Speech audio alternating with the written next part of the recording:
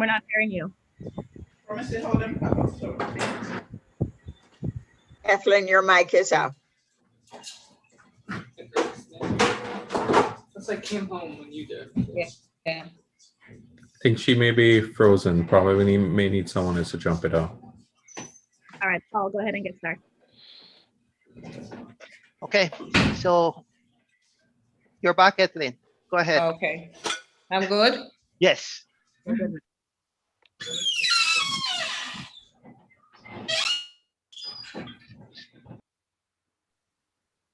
Hi, everyone. Good evening. My name is Ethlyn Thomas, the chair of JDAT, Jamaican and the Diaspora, Jamaica Diaspora Agricultural Task Force. We have this evening a panel discussion on Jamaicans in the diaspora in agriculture. So this evening I have with me my vice chairs, Paul Lyons and Cheryl Murray Powell. So before we begin our panel discussion, I just want to tell you a little bit about the Jamaica Diaspora Agricultural Task Force. The Jamaica Agricultural Task Force is comprised of individuals and organizations in the diaspora who are passionate about agriculture, who have joined forces to support the development of the agricultural sector. We consider ourselves foreign farmers.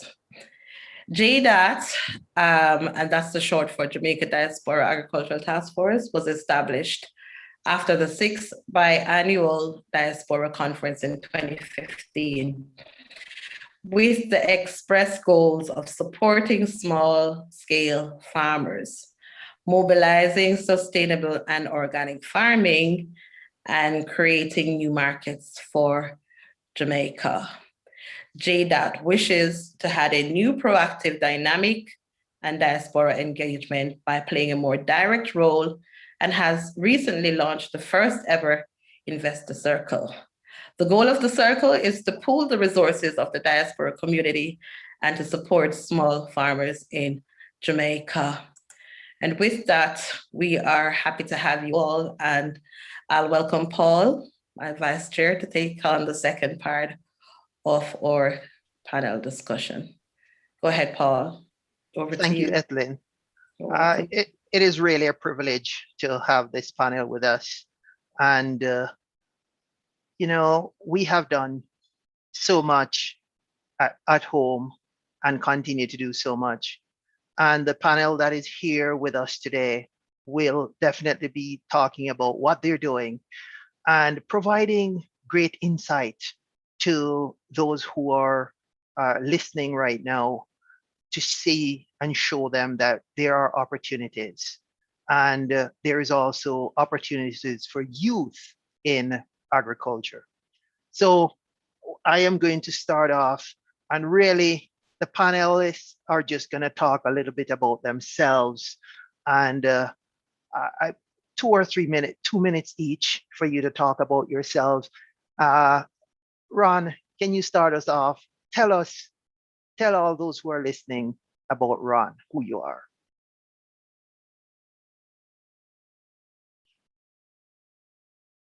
You're muted, Ron. Yeah, you're just coming through, Paul. Oh, I'm starting with you. Just tell us about you. Okay, I'm the executive director of the Jamaica 4-H clubs. I've spent a lifetime in agriculture, 30 years after the College of Agriculture, Science and Education. I came in the agricultural field, and I want to say 26 of those years I've spent with the Jamaica 4-H clubs. For me, I have spent most of my professional life working with youth in agriculture. And as I've oftentimes said, if I had to live those 26 years over, I would live them the same way I have lived them over the past 26 years. The truth is that I have gotten a lot out of the 4-H clubs at Clarendon College. And when I moved on to the College of Agriculture, Paul, there was still a unit there that stimulated some of us. And so it is always my view that one must give back some of what, if not all of what you have received to the next generation to come. It's the essence of what we do in the Jamaica 4-H clubs. And I think that's what has kept me going and will keep me going for the rest of the years I have to give to public life. Wonderful, Ron. Thank you very much for that. In the spirit of what we have on our promotion, I am going to move to Mary for her to tell us a little bit about who you are, Mary.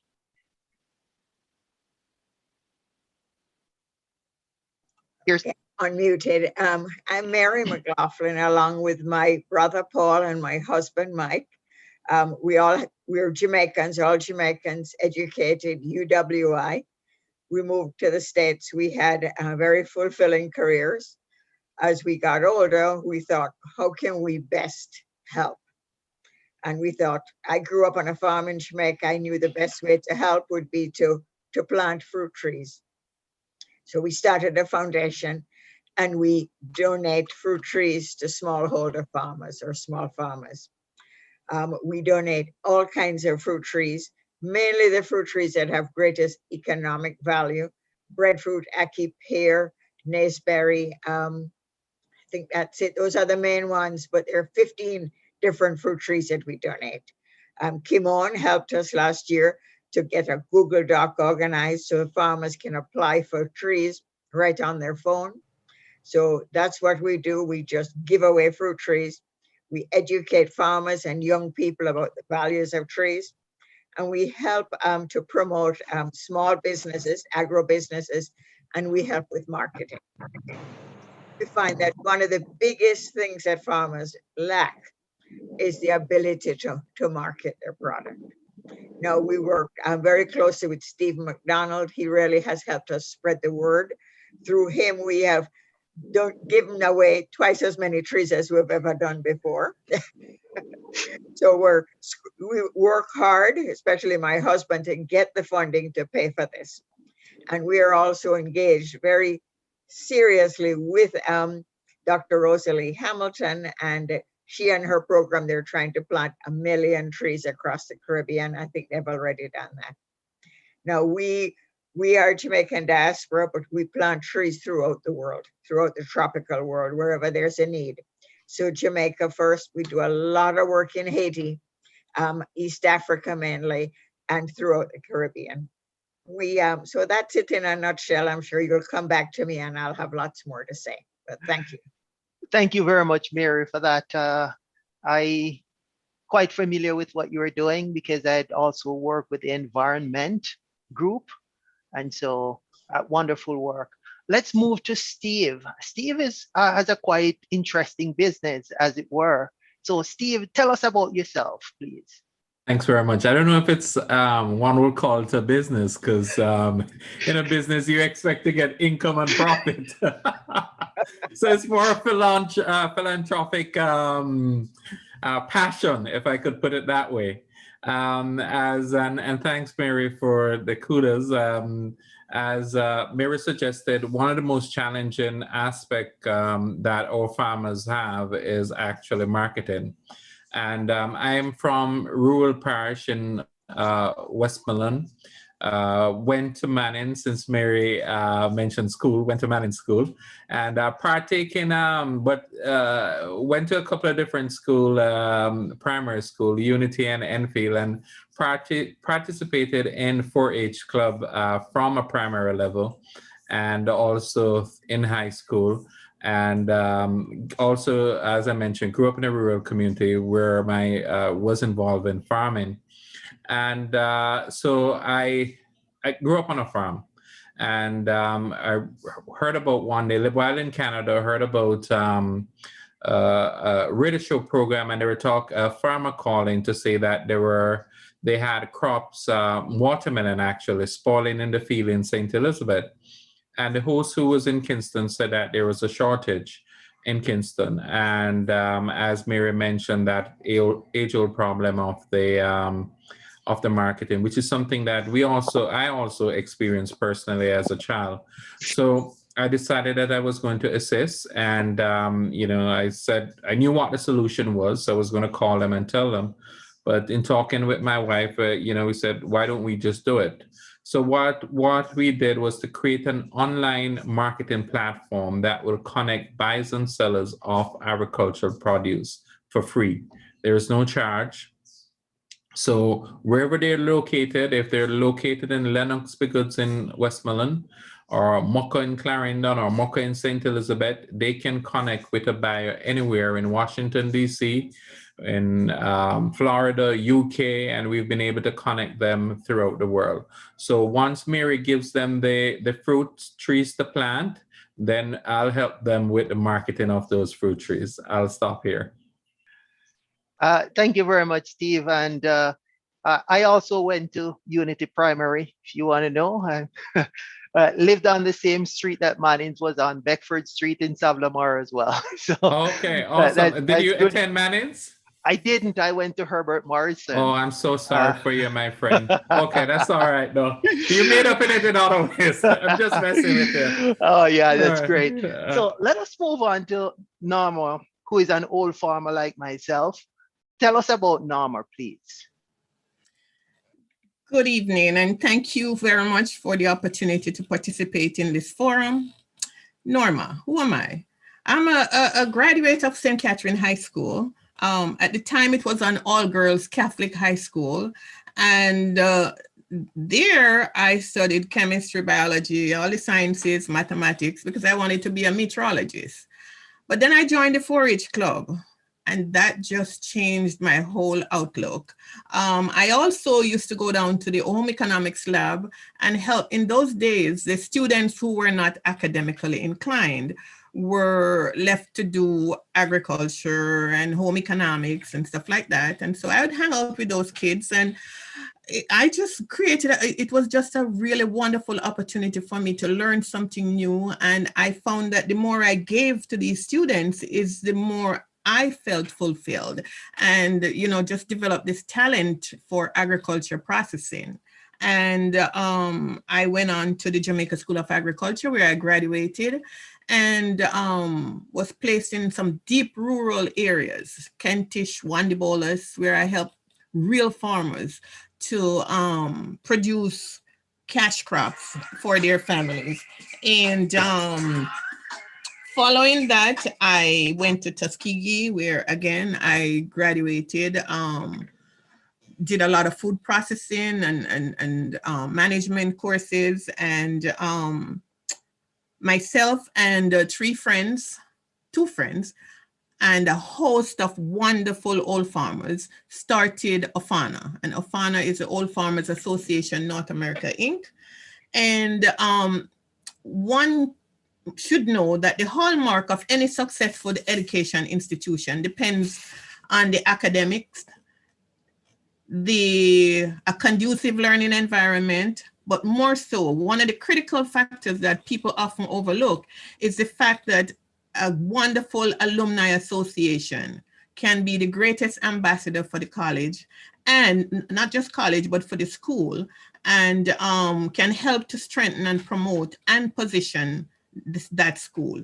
So the Old Farmers Association North America, Inc., we represent graduates of the Jamaica School of Agriculture, the Government Farm School, and its successor colleges, the College of Agriculture and the current College of Agriculture, Science, and Education. Again, we were founded in New York, June 30th, 2007. And my co-founders, the late Errol Webley and Wendell Codner, along with a group of wonderful supportive cohort of vested pioneer members, still maintain this organization and produce so many wonderful outcomes for Jamaica. Thank you very much, Norma. And I know Cheryl is going to take you through a lot of the internal pieces dealing with OFANA.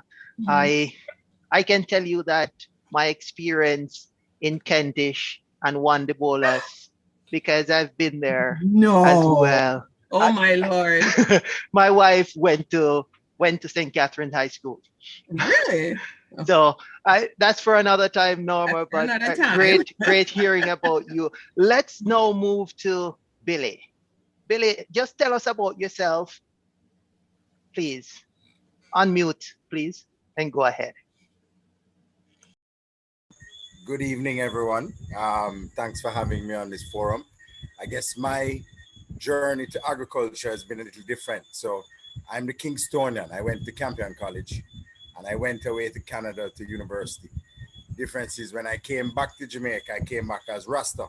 And at the time, nobody wanted to give me a job with my degree. So a lot of my friends within my faith actually taught me quite a lot. I got into bees and I learned about a lot of other crops, especially cannabis.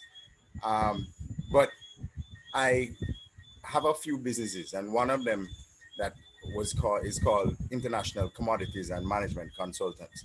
And we actually traded in physical commodities throughout the Caribbean. We actually did a lot of eggs into Trinidad. I still have a piece of an egg farm in Trinidad as well. But most of my agriculture in terms of farming, because I am also a farmer, is here in Jamaica. My farm is in Westmoreland. Funny that we have two Westmoreland people. And we are currently one of those licensed producers of medical cannabis. We are in the process of doing those things.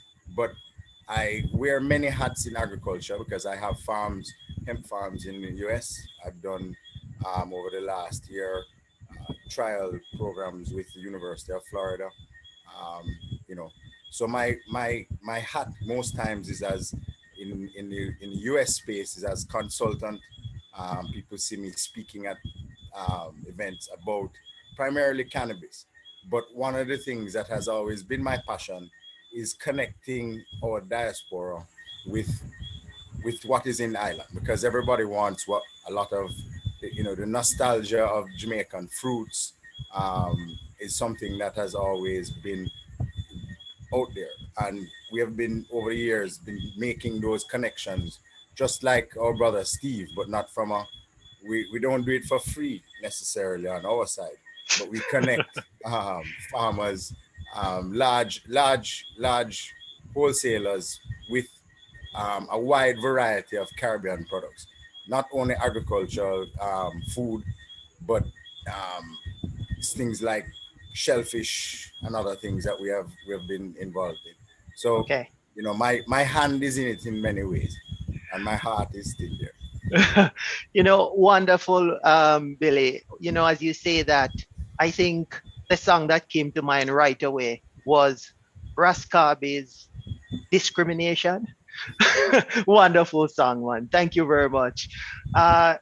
Dr. Nelson, it's your turn. Thank you very much for joining us. Tell us a little bit about Dr. Nelson. Greetings, everyone. Thank you for having me. It's a good opportunity to meet some of the players in this space. I am an engineer by training, and I've been very engaged in international development for all my life.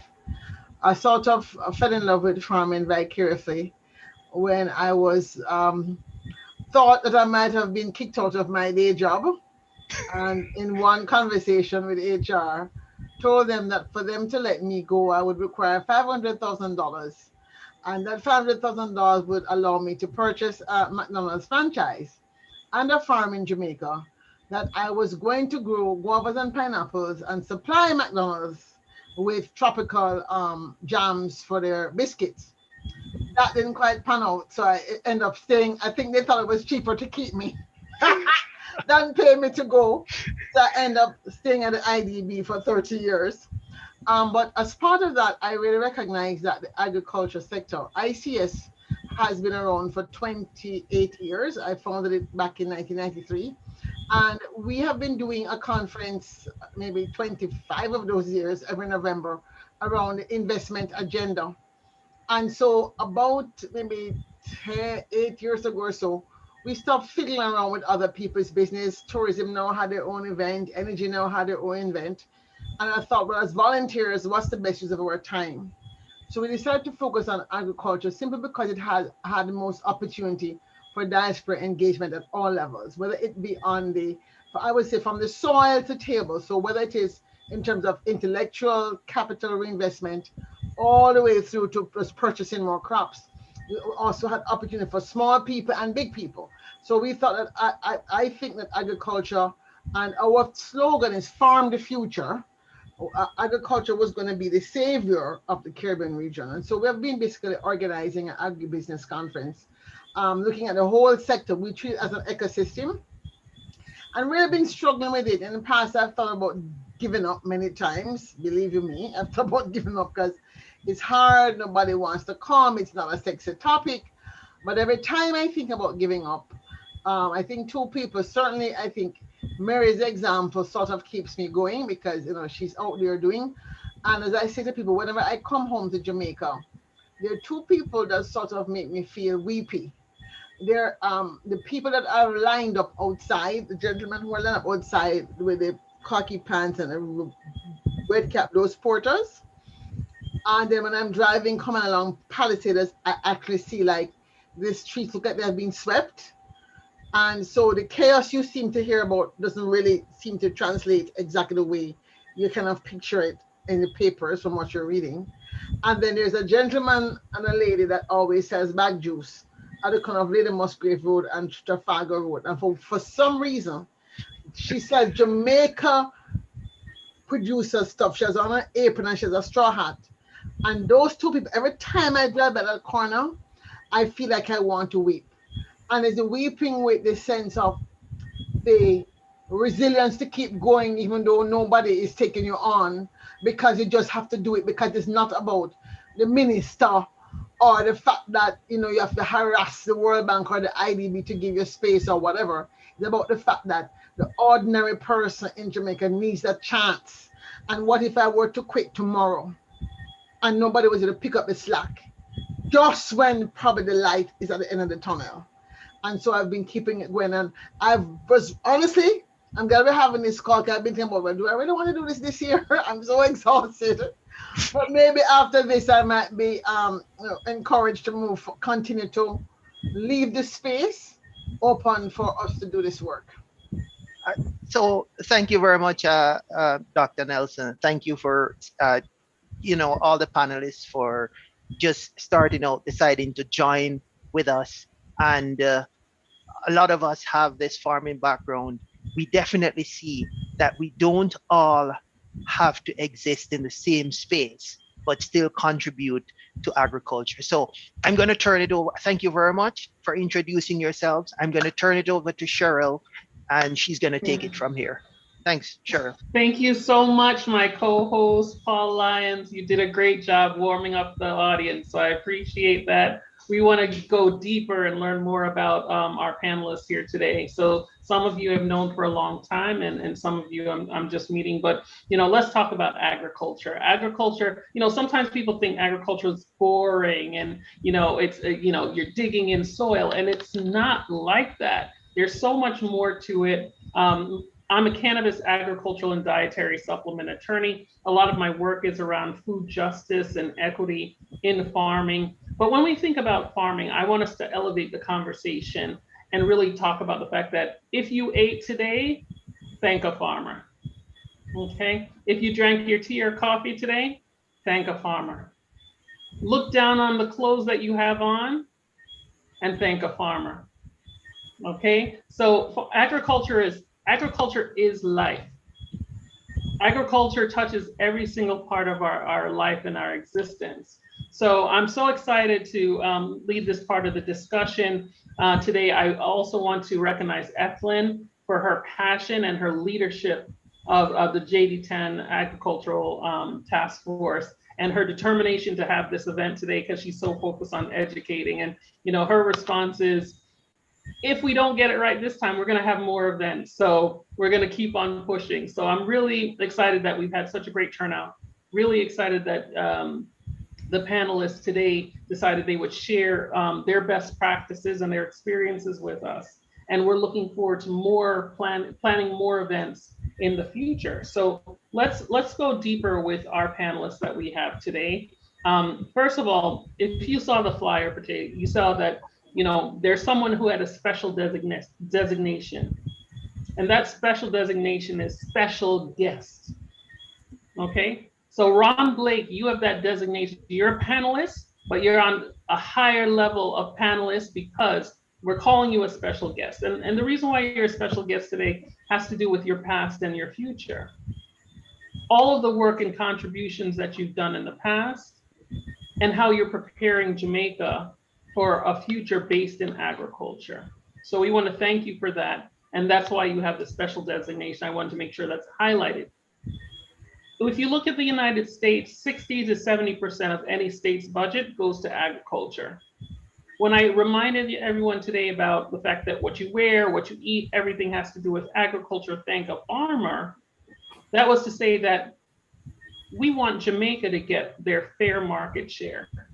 And the work that you're doing, Ron, is specifically that, to make sure that over time, the market share of this huge, lucrative agricultural industry that people cannot live without is up to our children.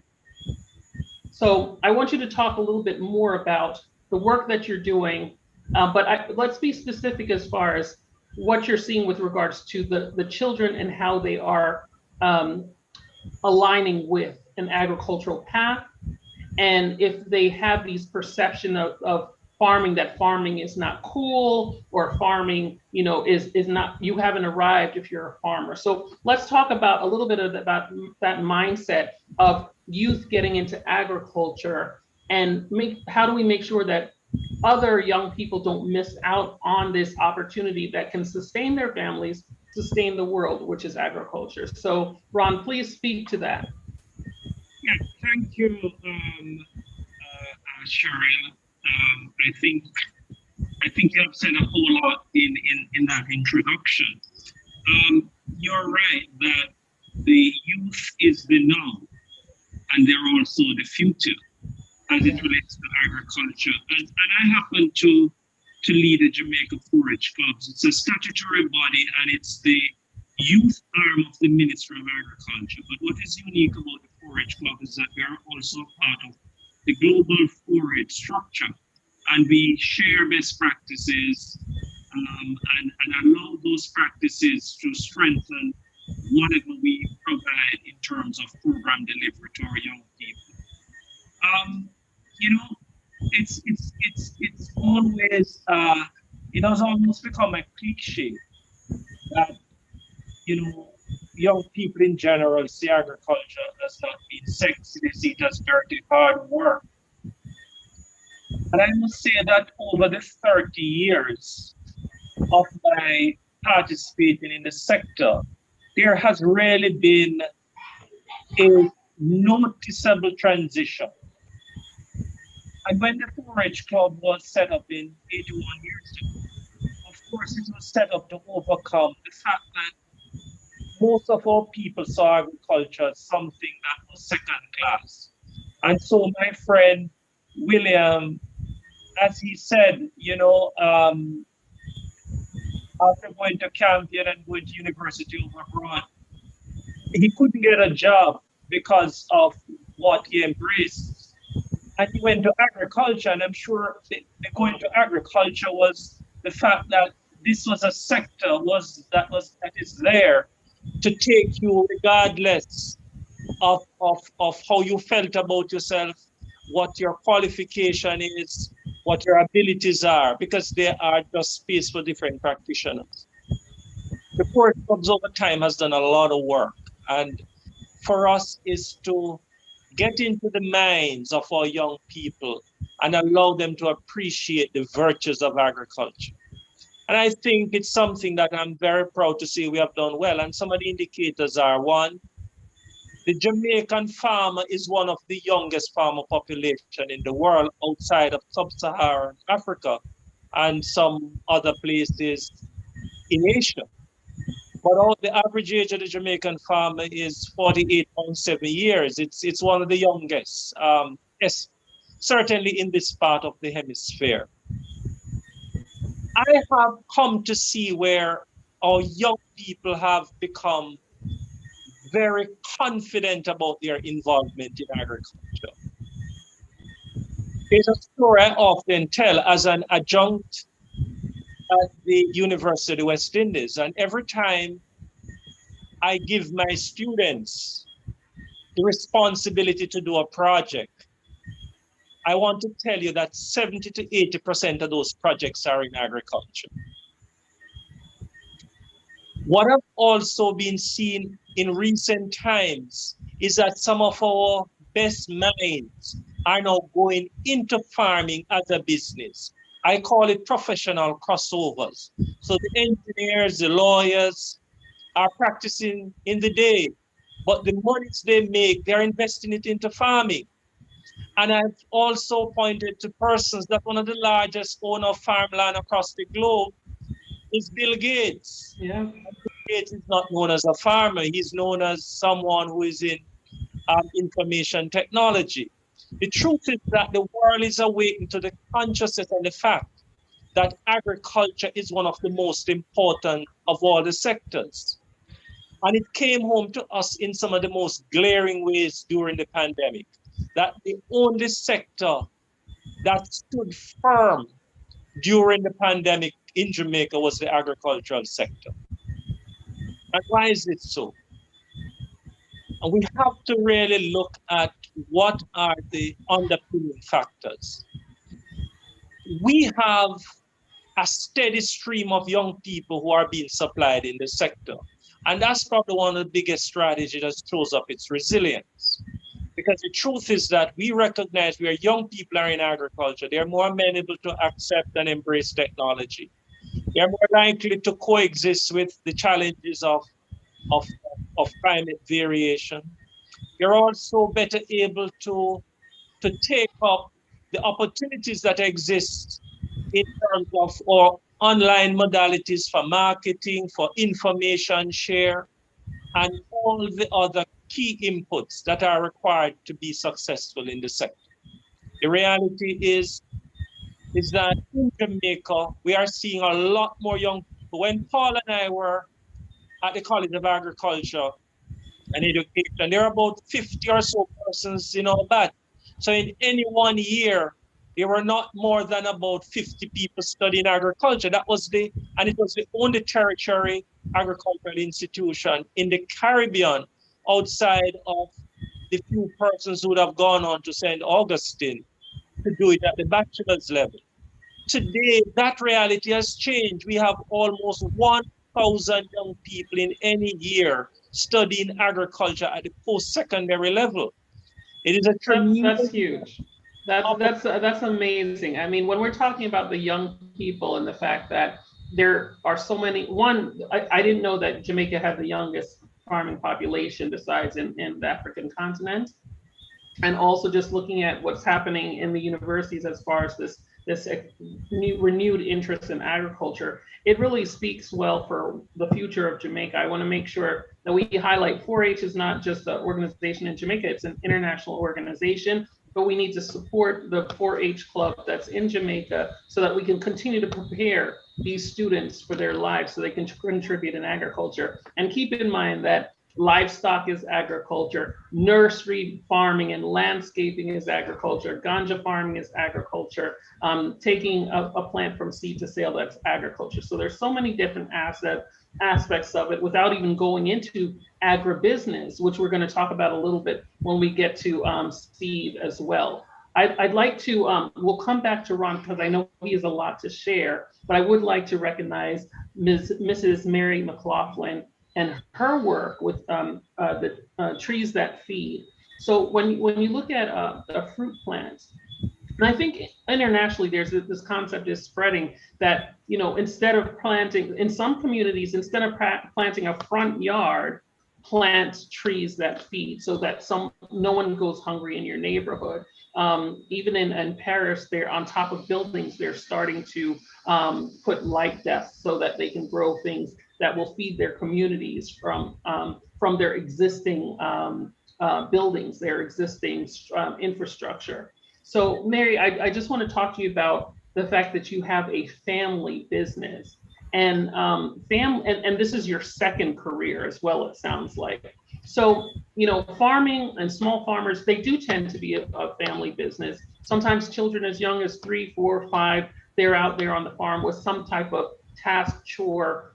So can you talk about what it took to start a family-based business and how that makes it stronger, the fact that you're working on it yourself with your husband, and you're able to, even though you're here in the States, contribute to Jamaica. So if you can talk about that experience, I would love to hear more. Sure.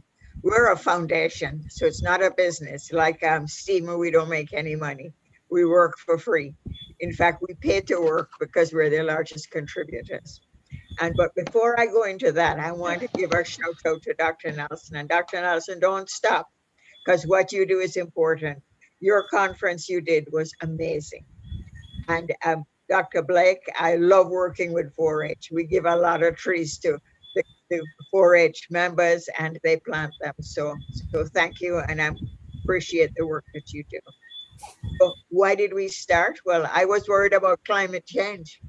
And what better way to address climate change, in my opinion, is to plant fruit trees, because each fruit tree absorbs about 1.3 tons of carbon. So we're pulling carbon out of the atmosphere, and at the same time, we're feeding people. And my passion is the breadfruit. And Dr. Blake, I know you don't like breadfruit flour, but let me tell you, it's making traction.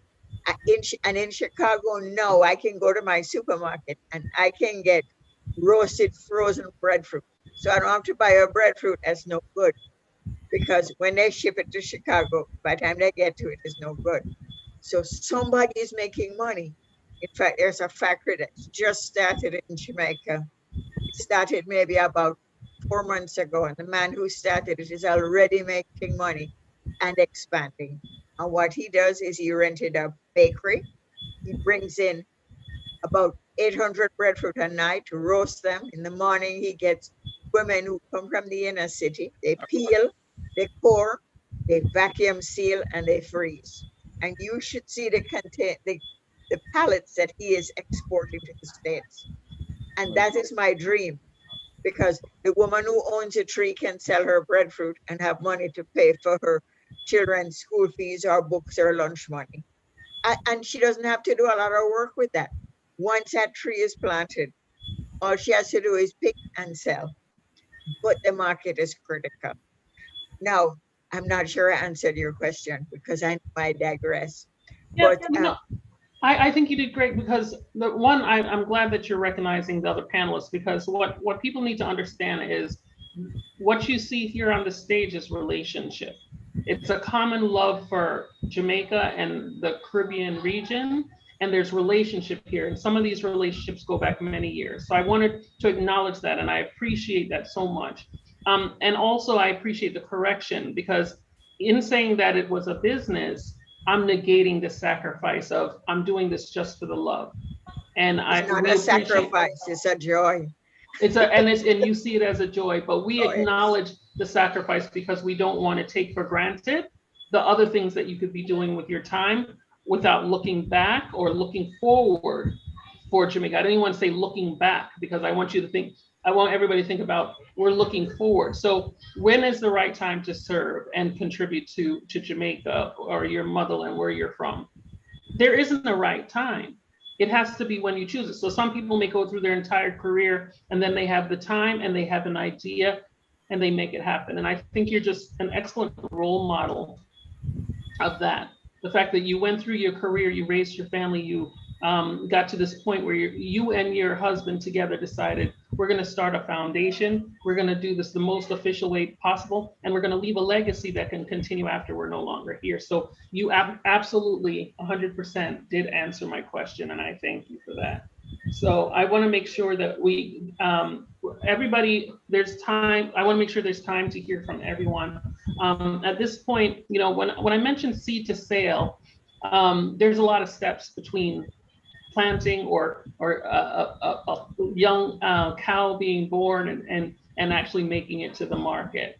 And that problem that needed to be solved, our next guest spent time doing that, Mr. Steve Mcdonald. You mentioned earlier that you don't get paid either for the work that you're doing, but you know, you're in the area that is not really talked about much, which is supply chain.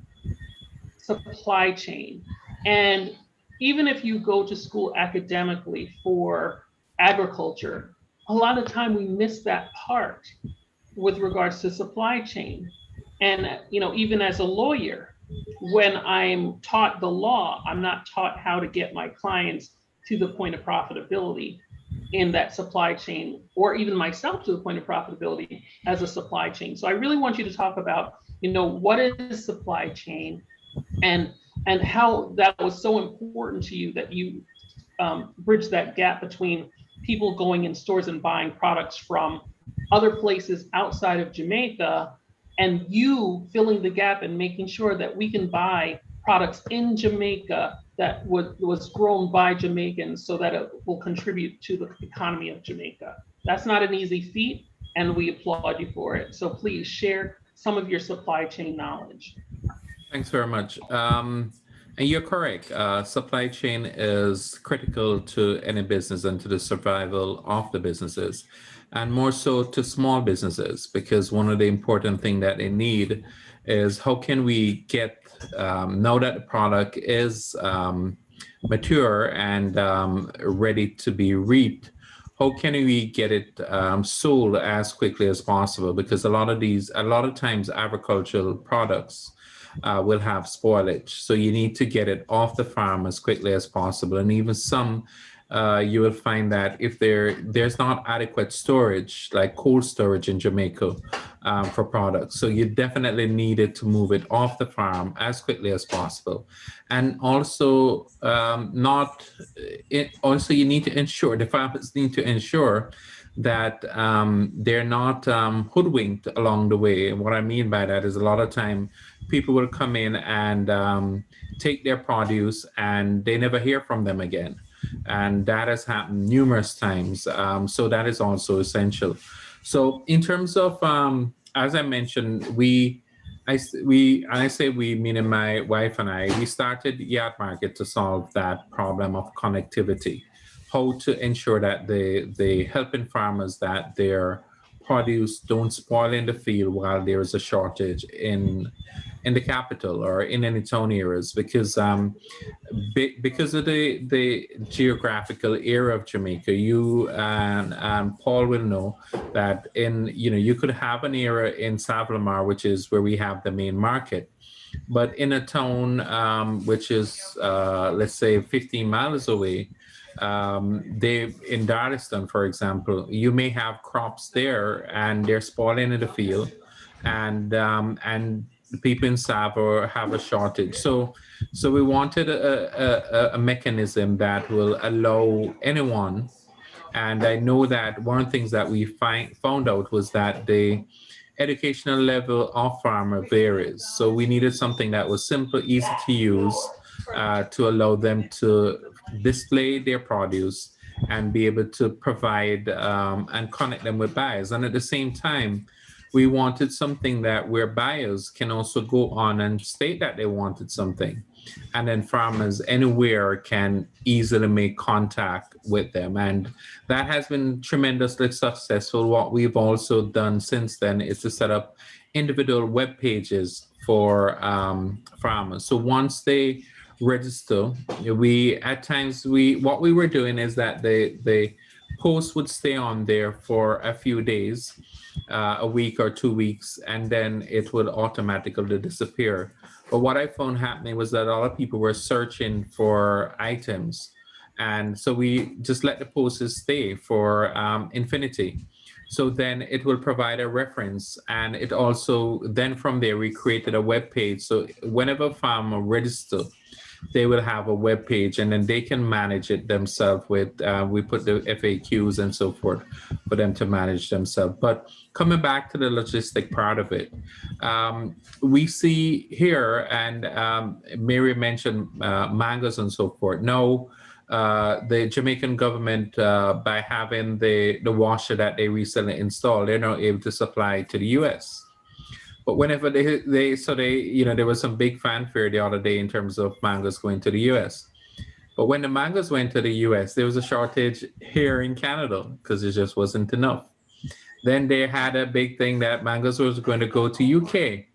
When there was mangoes in the UK, there was a shortage in the US and Canada. So yeah, we have an opportunity. And we have an opportunity.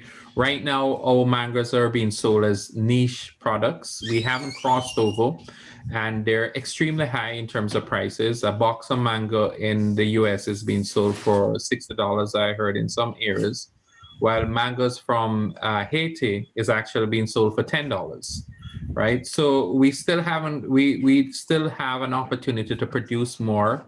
And for us here in Canada, when you buy, let's say 4 mangoes actually sell for around $16, $20 for 4 mangoes, Julie mangoes or East Indian. You can buy a box of Mexican mangoes for $15 Canadian. So we have a lot of work to do. And I mentioned the crossover. So the mangoes are sold from Mexico by the box.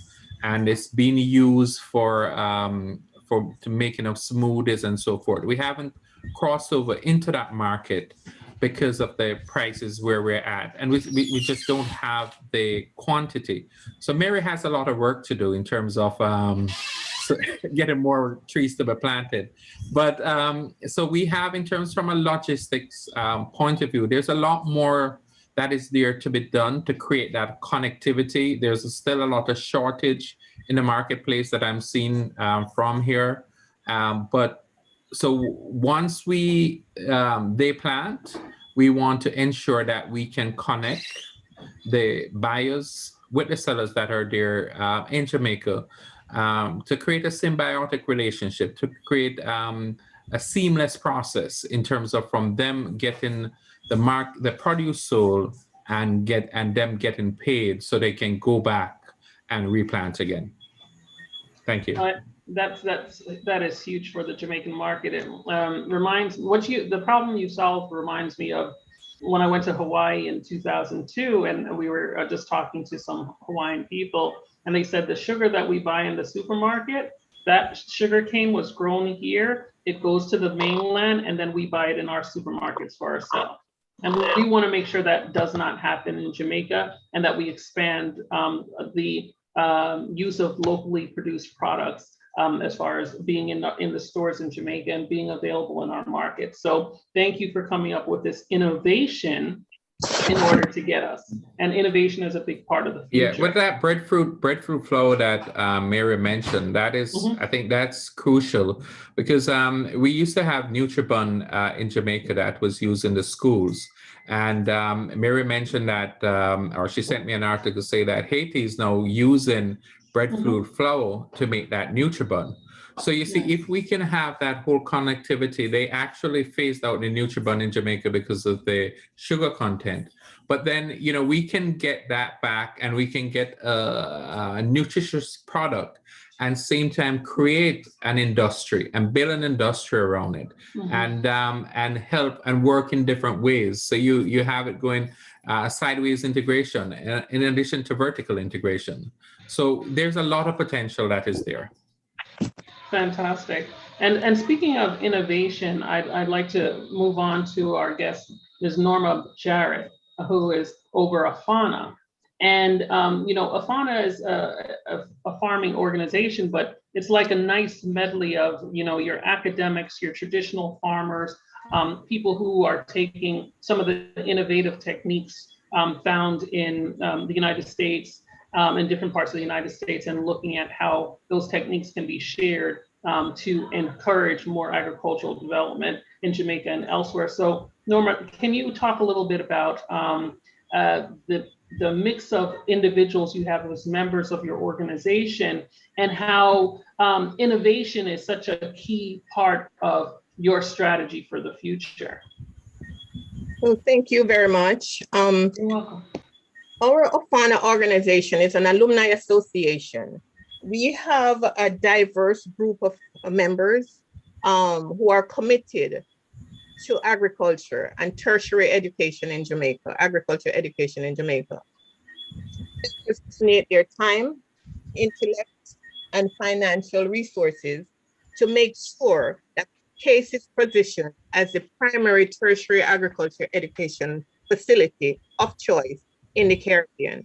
Now, we believe that youth, the world, is the future. And of such, we have dedicated our resources to invest in children.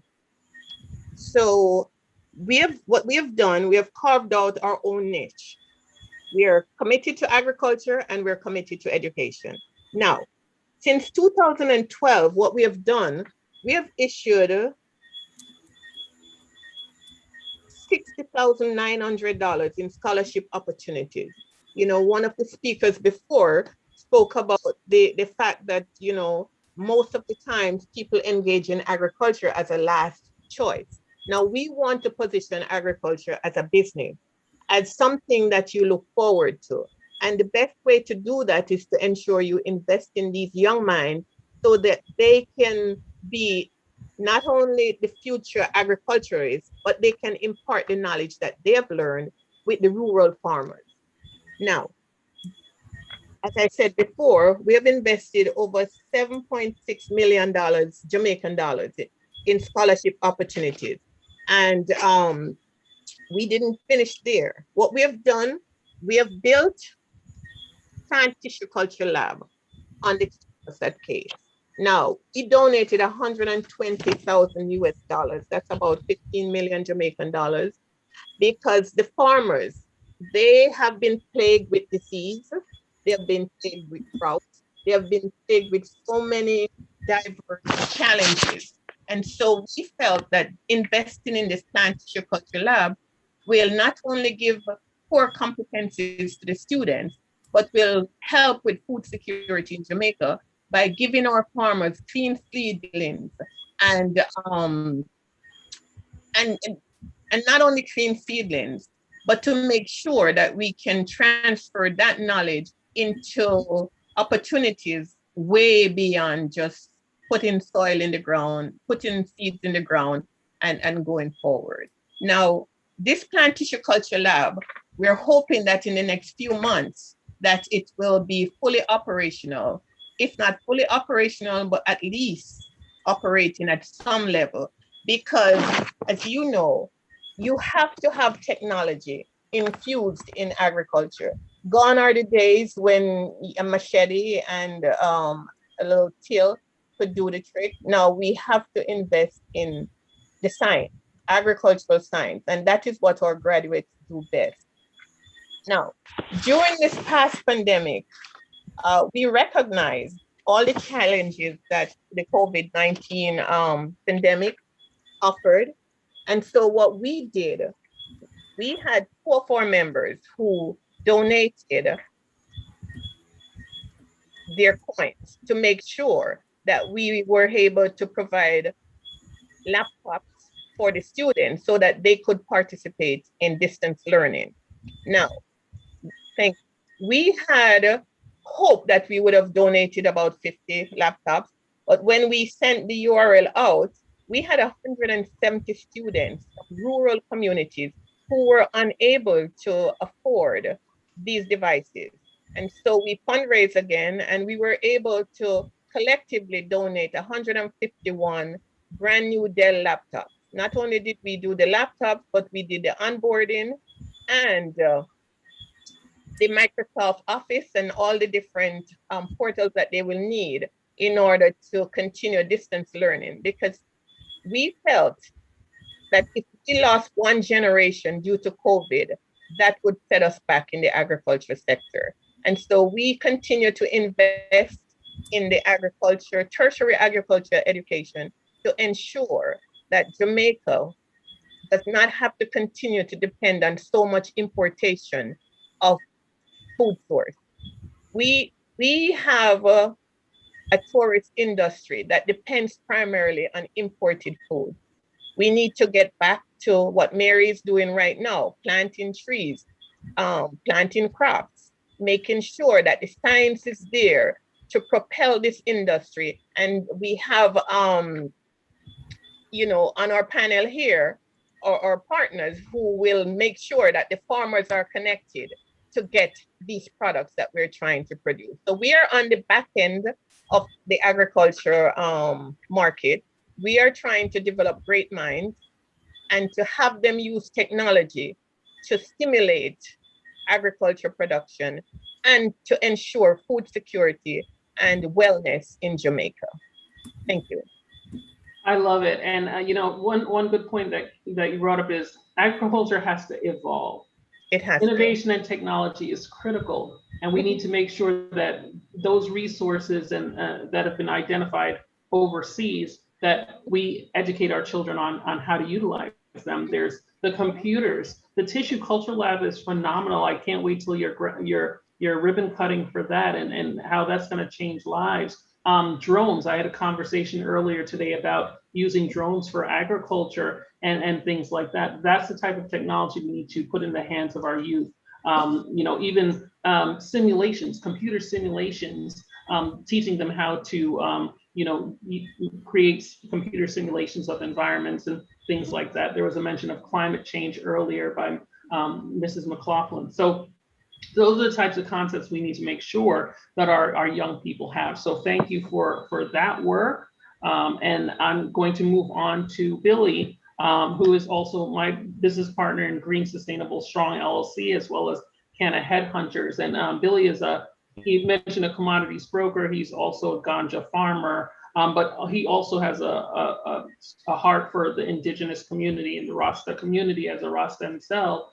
And making sure that those traditional methodologies don't get lost as we're evolving, and that we acknowledge the contribution of indigenous farmers. So, Billy, I just want to talk about, you know, now that we have legalization of ganja in Jamaica, you're very popular as a ganja farmer. So I want to make sure that you get a chance to talk about how has the legalization of cannabis changed the view on what agriculture is, and also in what ways do we need to include the indigenous and traditional farmers as that process and as that opportunity grows?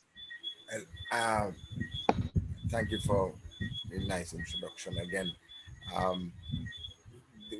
That's when it comes to legal cannabis farming or ganja farming in Jamaica, it's a very touchy one right now, especially. So, you know, from the way in which the government has set it up very nicely, we have a very vibrant and active CLA, which is the Cannabis Licensing Authority. But there are just some working, a lot of, I would say, kinks that need to be worked out in the machinery. But the machinery is running, you know, like we say in Jamaica, it's galonging, you know, it's taking its time and it is moving along. Indigenous farmers, or, you know, I would say traditional farmers, the ganja man that was discriminated against, had gone to jail, all of those people that actually were what made ganja known worldwide. Whether or not we talk about is the elephant in the room. You know, ganja worldwide happened because of Jamaican farmers in collaboration with that logistics network that got it to where it needed to get to. Now, that was in an illegal space, but now we still have the legacy of our genetics, which are sought after worldwide. And, you know, we still can't get the small farmer involved. So, which partly is because, you know, it's a very difficult thing because the US is still pressuring us. There's still issues with banking. There's a myriad of challenges. But because we're trying to focus, I like to focus on the positives. And, out of some of these negatives and the challenges, there's a lot to learn. So traditional ganja farming technically will not make it in the international space. So why do I say that? Because there's to export what is now and even local market, there's a lot of areas that we need to focus on. So there's new technology in farming that needs to be embraced in order to produce what is international quality cannabis. And you mentioned something about the older head. I'm consider myself an older head, but I am probably one of those that are teaching young people how to farm ganja differently. And we need to look at, like there are issues with export. Mr. Mclaughlin talked about the washer. There's an issue with people who want to export legal cannabis out of the island and we can't get the proper testing because there's no proper testing labs. So cannabis is one of those things that embraces the science from the top to the bottom. And it is something that if we can get those traditional farmers to understand new methods of, cloning, there's a lot of things that people know and what they will tell you, and they won't change. And so it is through example and showing them how these things happen that we're able to make changes. But it is I think it's a very vibrant time, and I think the technology side is very important right now across the board. I think of even my early stages when, as much as I deal with agriculture in Jamaica as a commodity, I was probably one of the first persons to write an app, and this is at least 10 years ago. When you look back at it now, to actually collect coffee in the field. One of my clients were a coffee exporter. They were doing the first export to Starbucks, and they required to have a track and trace from the field. They had to be able to know where these beans were coming from. So I think there's a FDA regulation or something that deals with where the source came from. So we basically gave this exporter the ability to pay for coffee or take payment of coffee in the field, right through to export, that we could track the beans. So there's a lot of technology that is needed even now, and cannabis is showing it up. So the bigger players in the market are the ones from overseas who have come in and are using some of this same old technology, but and it's expensive. So we need to look like on land, on ground, and see how we can even integrate some of these known farming methods that we have and try and see if we can use some of the outside knowledge. Because I take for instance St. Elizabeth. I think people all over the world come to St. Elizabeth just to learn about dryland farming, and St. Elizabeth produces so much. It's the breadbasket of Jamaica when it comes to vegetables especially, and they have the lowest water rainfall per year. So these are things that we need to embrace, look at how we can change them, and see if we can include more of the traditional farmer in some of what is coming. We grow the best ganja, we still grow the best ganja, but the way it needs to be prepared, how it needs to be cured, there's all different stages of the process. But the industry is growing. There are people applying. We're trying to work with the government to see if we can iron out some of the kinks. We give thanks that there is a space that we can compete, but it's still not lost yet. The race is not for the swift, because a lot of them have run out there and they're still trying to figure it out. People are grabbing for media bites and all of these things, but I I look at it from both a medicinal perspective and from the, I like to say the meditational space, because there are some people that also consider it for a sacrament. There's a lot of uses for it, not only from the smoking part. There's the hemp, which we are not so much encouraging within Jamaica, whether or not the government wants to follow that route. But from a nutritional perspective, there's a lot of things to do with it. Medicinally, right now, we know that we are, that's where the focus is. But there's so much scope to it. And people know ganja is what has put many people through school. And, in some of those rural communities, like right now, I can think of during COVID, without certain people, whether or not they're in the legal space or the illegal space, they provide labor and they provide, jobs, food, employment. And that was as much as, Paul, our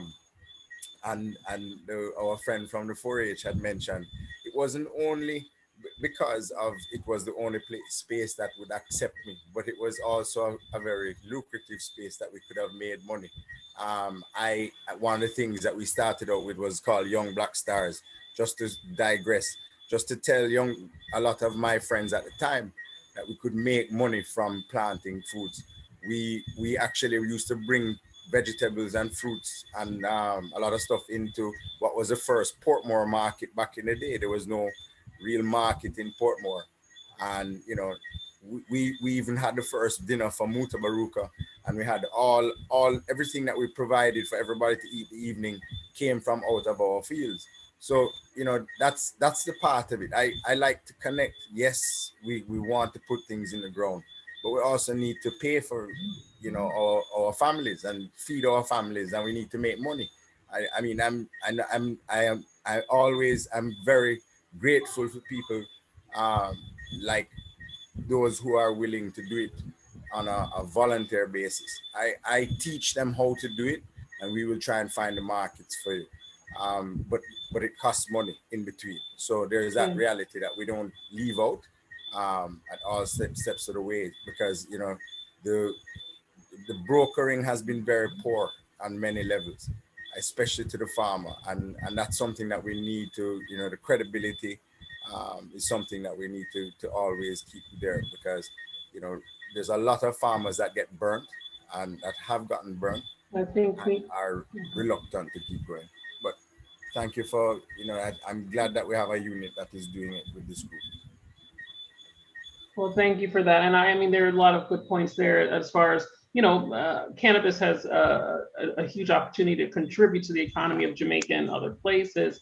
And also one point with regards to testing, and it's not just limited to cannabis and ganja, but we really do need to have the labs available so that we can test our produce, so we can test things, so that we can put them in the Starbucks, the supermarkets in the US and meet their standards. Because like even in the dietary supplement space, Amazon came up with their own criteria for what type of dietary supplements they would allow. And there had to be a lot of negotiating from the trade organizations in dietary supplement. These big, huge companies were saying, Amazon, work with us as far as these types of criteria. And we're seeing the supermarkets and all of the retailers are coming up with their own standards. So one, we need to consolidate and harmonize those standards, but we definitely need to make sure that we have the knowledge, and we also have the equipment so that we can do that testing on island and prepare people for exportation. So that was a very good point. Just speaking about things going on in Jamaica and farming and certain communities, I'm moving on to Dr. Claire Nelson, and I have so much respect for Dr. Claire. She is a great unifier. She is a great collaborator, and she's also a great connector, and she's not selfish with her resources. So my first interaction with Cardi was at one of Dr. Claire's conferences that she invited me to, and then that's where I heard about you know, what was going on in Christiana and Jamaica and what they're doing with the potatoes there and things like that. So, you know, that meeting happened in the United States, but it was very focused on what's going on in the region, how can we contribute, and again, looking at the grand spectrum of farming. We were talking about fisheries and how those fisheries can be effective and how women in communities are affected with regard when there is an issue with a certain commodity no longer being purchased, and how it affects the families, how it affects the women and makes them vulnerable. So all those concepts were discussed at Dr. Claire's conference, in addition with the opportunity to shake hands and exchange words with Congress people and on all types of dignitaries, ministers of agriculture, not just from Jamaica, but other islands. So I do wanted to, I want to say last but not least, because we're just getting around to Dr. Claire, but I just wanted to highlight some of her contributions that I personally observed and the discussions that she's facilitated where I personally benefited from. So Dr. Claire, to you, I want you to talk about that, being that great collaborator, being that great connector, and how we can do that within Jamaica, build that bridge between Jamaica and the United States, or within Jamaica and the diaspora. But even beyond that, how do we start thinking as a region in order to optimize our agricultural development and get our goods in other areas of the world? So can you share your thoughts on that, please? Thank you so much. Farm the future. Farm the future. The reason why we went with Farm the Future is because I want you to imagine, as you said, whether it's food, whether it's fiber, whether it's fuel, right? You can farm algae, for example, whether it's forestry, things from the forest that can be used for pharmaceuticals, and I'm using farmers with an F as opposed to the PH, fisheries. We really have to reorient our mindset around farming to respect it for what it is and to sort of detach from its painful past with our enslavement. And so we have to be intentional about speaking about it, because that's at the subtext. Nobody wants to talk about it, but unless we talk about it and surface it and then heal it and say, okay, but we can build on that to now own it and go forward, because as long as humans exist, even if we're going to be talking about cloning meat cells and farming meat in labs, quote unquote, we will all, some of us want to eat real fruit and real mangoes and real fish, not simulated fish, right? And so the conference, I would like to say, has reached a very important point. First of all, I'm inviting all of you to consider participating in the one we'll have this year, which is probably going to be November 18th and 19th.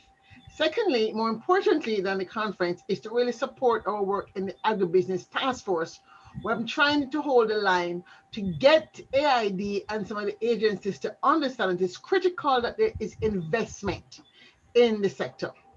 Because I can't imagine a conversation where I'm told, well, we're funding disaster resilience, but the agriculture sector is not included. Or we're funding, what do you call it, life preserving jobs, and agriculture is not included. We already are faced with the fact that we have all our handicraft is being copied and made in China and imported.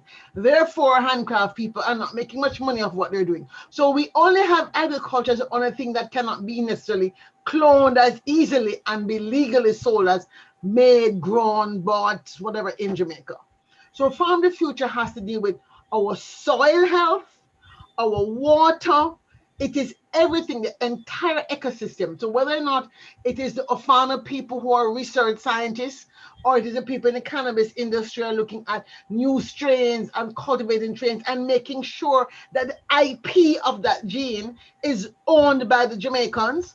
All of these things we have to be thinking ahead of the curve, because the science is going fast. Can you imagine my shock and horror when I read in Science a little article in an obscure science journal that either MIT or some university up that side is now researching how to copy or mimic the let's call, I'm not to call it, let's say I'm using a word, let's call it the teas that make, for example, coffee in Jamaica have its particular flavor. So that they will no longer have to say, okay, Blue Mountain coffee tastes because you have the soil, the weather, the salinity, acidity, all those things. They're now trying to deconstruct that to make a lab version of it. So I said to myself, literally I did this. Lord of mercy, we're toast. So we've got to pay attention. And so this is why we're trying to push out this idea of a smart agricultural collaboratory, which is looking at innovative space. And we're looking at, for example, how can we help? How can JDAT, for example, help us to create the communication strategy to create the narrative that makes it a hot industry, the way tech hot, right? So we have to have our hot industry. How can we support the CARIMAC students to learn how to write about agriculture so it is hot and sexy, right? Those things, the science of it. We started working on something called the Top Caribbean 100 in agriculture. We wish we could get some partners to execute that. So we as the diaspora can begin to drive this conversation, because mind you, Jamaica is only so small, but we're still the largest English-speaking country in the region to the people. So we can use that to whether or not we're actually investing in larger farms in Belize or larger farms in Guyana, but still using the brand, we can still, because we still have the biggest agricultural schools, etc., biggest science labs, we can still help to drive the region. And we have the most people, quite frankly, to feed anyway, and to clothe and to house and to provide jobs for. So it's up to us to take the lead and be not apologetic. Them Jamaican are the one everything and lead everything. Well, we don't have to be apologetic about it, because the fact is, it's COVID time, baby, and we don't want to let the government go back into the past normal and claim that they're resetting the future. We must help to drive what the future looks like. And so I'm very excited that this new network of square boxes here will become like a new meshwork of leaders working in this transdisciplinary way, transsectoral way, to advance as one, because the more we can collaborate is the faster we're going to go further. I have to say that one of the things that came out of last year, because I think it was Mary and Cheryl and some people light our fire last year, like, I'm tired of talking. So out of stress, we have launched or started our first pilot cooperative, where a group of us here are investing in an acre of land, and we're testing, first of all, how do we work together? That's the first thing. I know we always have issues. How do we work together? And we're building that trust and that ethics. So even if we argue and we quarrel, we know how to massage each other back into some semblance of order, so we can hopefully ramp up. We want to have at least 5 acres under cultivation by our next conference in June next year. So we're very intentional about this. We're also have been having conversations, because I have to be honest. I've reached out to 4-H, no answer. I've reached out to CASE, no answer. And so there's a lot of frustration. When I say I'm frustrated, should I quit? Frustration with trying to get the people on the ground to understand the value of the diaspora. Our document for State Department very clearly has in the prosperity agenda, and Cheryl helped to craft a piece of it, and we might still need a couple of pieces to be improved. But the point is, we have specifically asked for technical assistance to support the agricultural schools.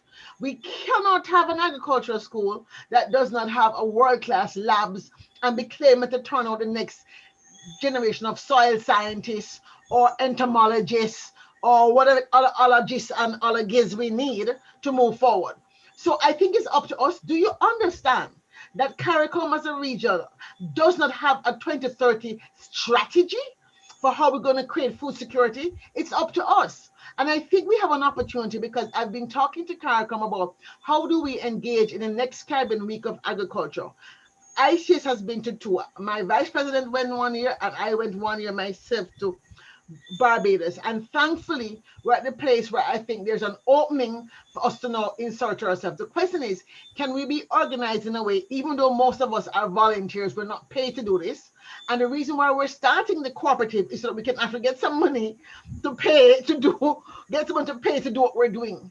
because we are committed to ensuring that we don't go back to tourism as usual, where most of the food is imported, where most of the tourists are housed in these big plantations. We want to support what the community village tourism business and to make farm tourism and agritourism a part of the conversation. So I'm really excited about this grouping, and I'm really hoping we can, after this official meeting, quote unquote, get down to brass tacks and start strategizing. How does this collaboratory frame up? So when we go to the World Bank or the IDB or the AID, they don't say, okay, here, Clearance will come and get harassing our backside. No, they say, oh, she come with her friend them this time. All right, you know, because we got to come as a force to get that attention. And so I'm really excited about what's happening here and really hope we can take this and build on it. Well, I'm invigorated. Thank you so much for all that energy and enthusiasm. I love what you said about we have to take the lead. So we need to stop looking to the left and right, waiting for someone else to lead us. We have to take the lead, and we have to be unapologetic. And don't lie down on tourism, because we just saw what the pandemic did.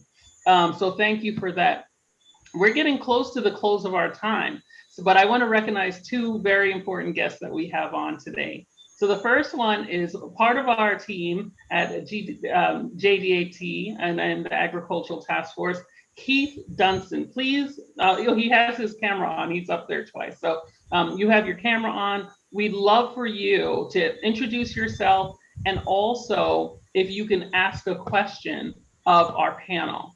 And then the second guest we have is Mayor Hazel Rogers, Mayor of Lauderdale Lakes, and then I'll ask her to turn her camera on and do the same thing, introduce herself and ask a question as well. And I think that's a good way to close, and we can see if there are any additional questions on YouTube where people are watching. But Keith, we're going to hand off to you. And I hope I'm not breaking a code of trust, Ethlyn, when I say that Keith is going to be one of our guests on the next panel that we do. So he's going to be one of our panelists. So I just gave you a little nugget, a heads up without checking in with Ethlyn, but that's something to look forward to. So Keith, go ahead, do your introduction and ask a question of the panel.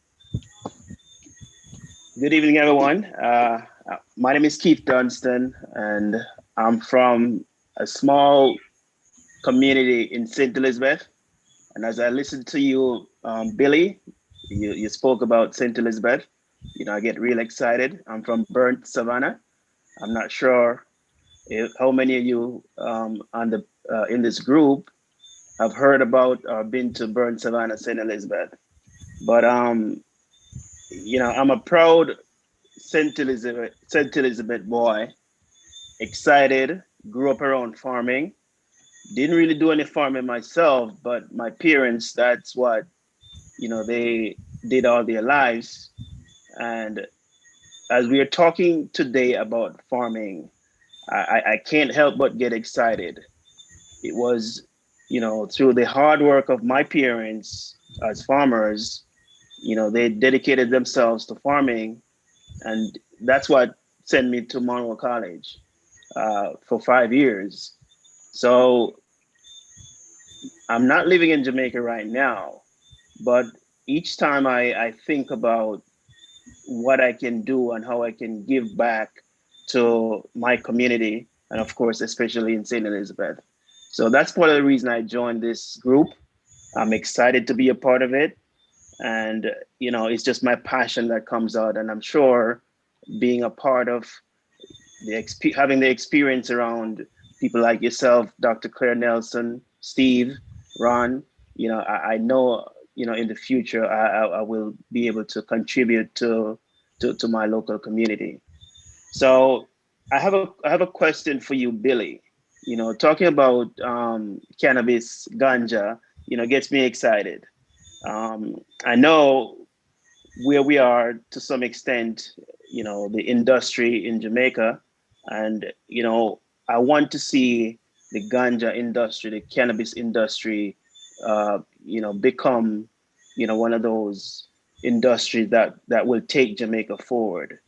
So I want to understand from you, Billy, setting up your company, just give us a little bit of background how difficult or how challenging was it for you to get off the ground with your business? So I think that is very important for people to know, not just in the cannabis industry, but farming in general.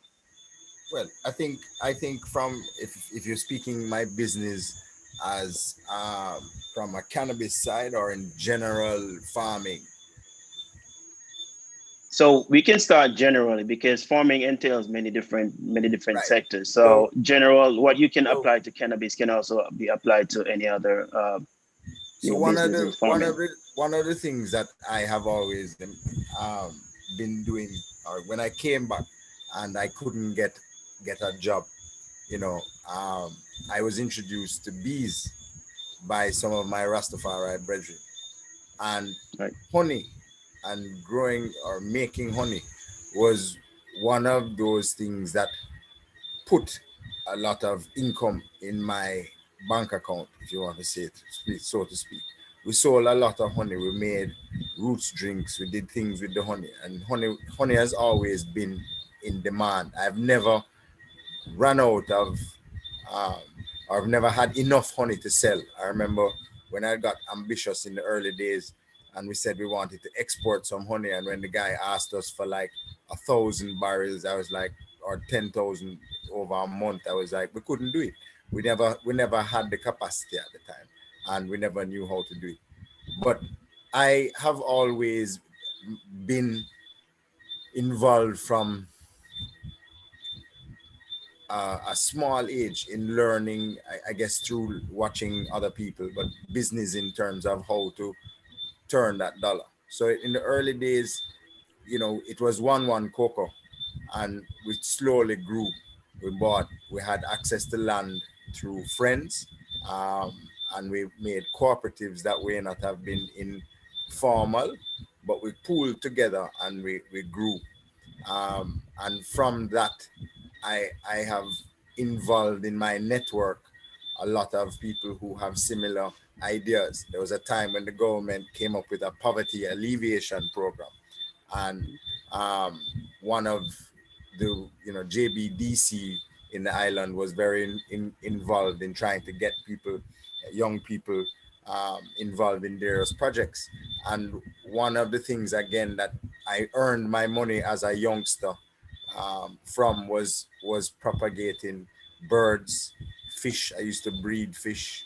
I learned how to make goldfish from mollies, straight from egg layers, and live bearers. Let's just put it that way. So I made my early money selling stuff to pet shops. Those were something that people in budgies people needed all the time. Rabbits, guinea pigs. I had so many guinea pigs at one point. My father sold most of them to UA because it was too much. We didn't have enough space. But fish and bees have been two of the things that I can check off as ways in which we started to be able to put a little money inside there when there was nothing else in terms of formal work. But the next step was selling, and my degree is actually in marketing, so it helped that I had that piece to be able to go out there and get my product out. When it came to cannabis, which I think is the side that everybody likes to hear about, that was probably the most difficult in terms of it's a lot of the paperwork that needs to be completed. You have to have an idea of what you want to do with your final market. So it is not as cut and dry as just saying, okay, I want to plant ganja. You also need to think of who is going to be your customer, how you're going to sell that product, because it's not a traditional crop, and it comes with some rules and regulations that are very important.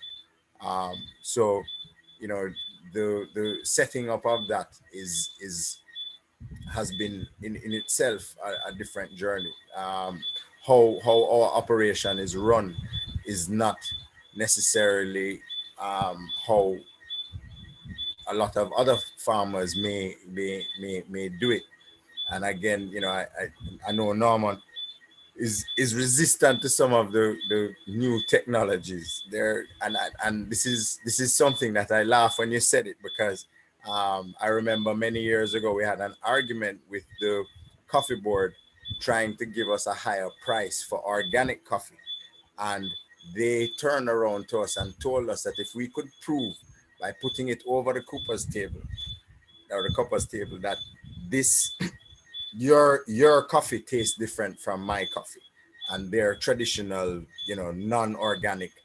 And it was a challenge. And so I am here to tell you now that we can use organic methods and still compete with them on a high level scale. There's farming, the science, there's this belief that, you know, science, when we add some extra science, we don't take it back to what was original, you know, it loses its flavor, you know, just like tourism. You know, I this year when COVID hit, Jamaicans for the first time saw some of the quality produce that was made in Jamaica, grown in Jamaica, because they were no longer going into the hotels.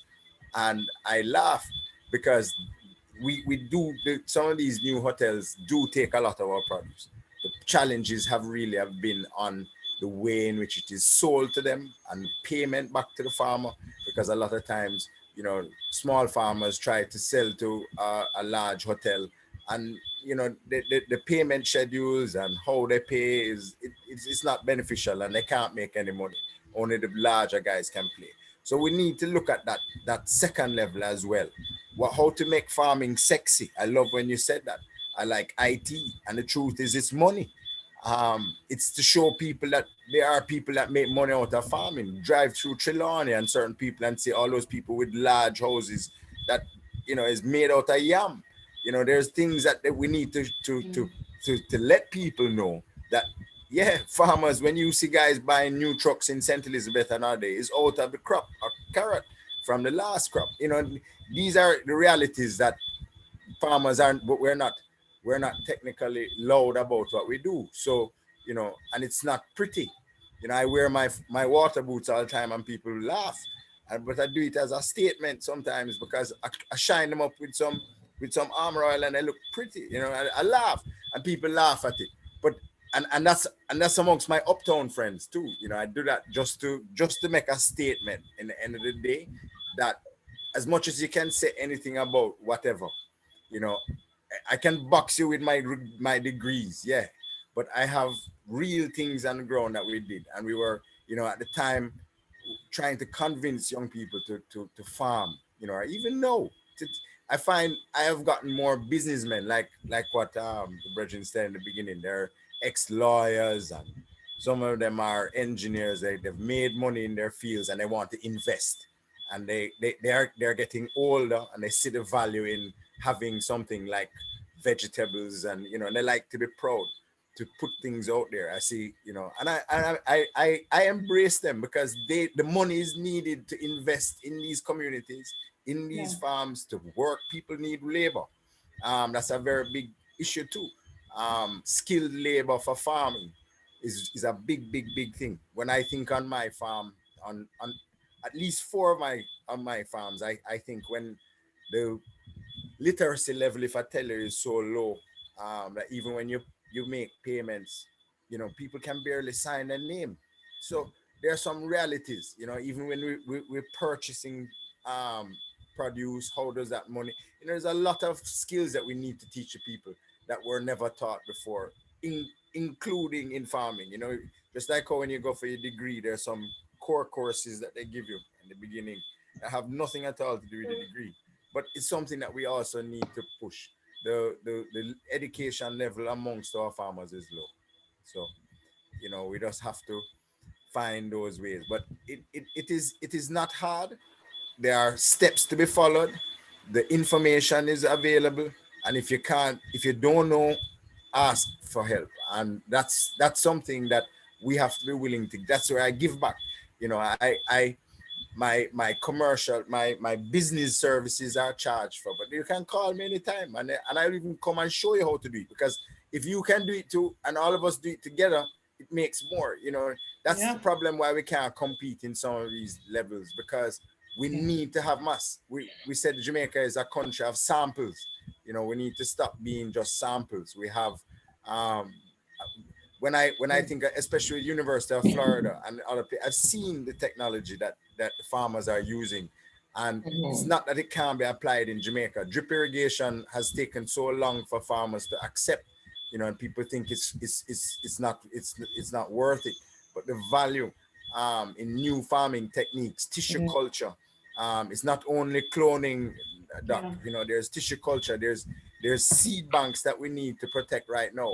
I'm for this COVID period, most of what I've been is protecting my genetics, and this ain't nobody else's genetics. This is no foreign guys coming with their stuff, and we're doing things internally that we may not talk about, but it's high science. And you know, eventually when we can get some of those things out there, and yes, there's IP, and you know, yes, everybody has done their degrees in agriculture and other things, but there's a lot of stuff that people forget, that Jamaica was the testing ground for a lot of commercial varieties of stuff. That's true, William. But you know what, that's very, very interesting. Sorry there, Cheryl. I just jumped in there. I was just gonna say that the two that there were a couple statements made in our chat, so I'm going to highlight. Dr. Okay, you want to go ahead with that then, please? Yeah, no problem at all. Wait, I need to scroll back up. Sorry about that. Yeah. Basically, we need to ensure that the labs and processing plants for cannabis are there in Jamaica, not just growing for foreigners to export or exploit. I just inserted that to labs and manufacturing plants. And also, how can ICS support bee farmers in Jamaica? We're particularly interested in that. We designed a proposal and we still want to do it. So there's some really good comments and especially on the tissue culture piece. So thank you guys for your comments in chat. I want to also recognize the other guests. Mayor Hazel Rogers, if you're there, put your camera on. I didn't want to catch you off guard. Mayor Hazel Rogers is the first elected official from the Caribbean in the Southeast United States. So I would love for you to introduce yourself and then ask a question of one of our panelists, and then we can close out for the evening. Good evening, Hazel Rogers here in South Florida, Broward County to be specific, and good to see you, Billy. My question speaks to legislations that you believe was put in place to create hardship on traditional farmers. Can anyone speak to what is happening in Jamaica? I can probably speak to what is happening here to the Black farmers in Florida, but I would like to see if that is just what they're doing. So let's speak about Jamaica and what they have done or have not done to help our farmers, traditional farmers. Can anyone speak to legislation that may have helped or harmed our farmers that we may need to take action on or make sure never happens again?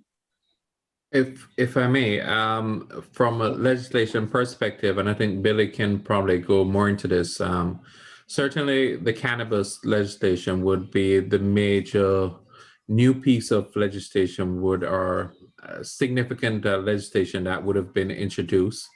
But in my opinion, I'm from Westmoreland, as we mentioned before, and we know of Orange Hill and that side, plus the good Darlington area for cannabis. So, but what we have seen, and as Billy rightly mentioned, the legislation have not really allowed the small farmers to get involved in the business.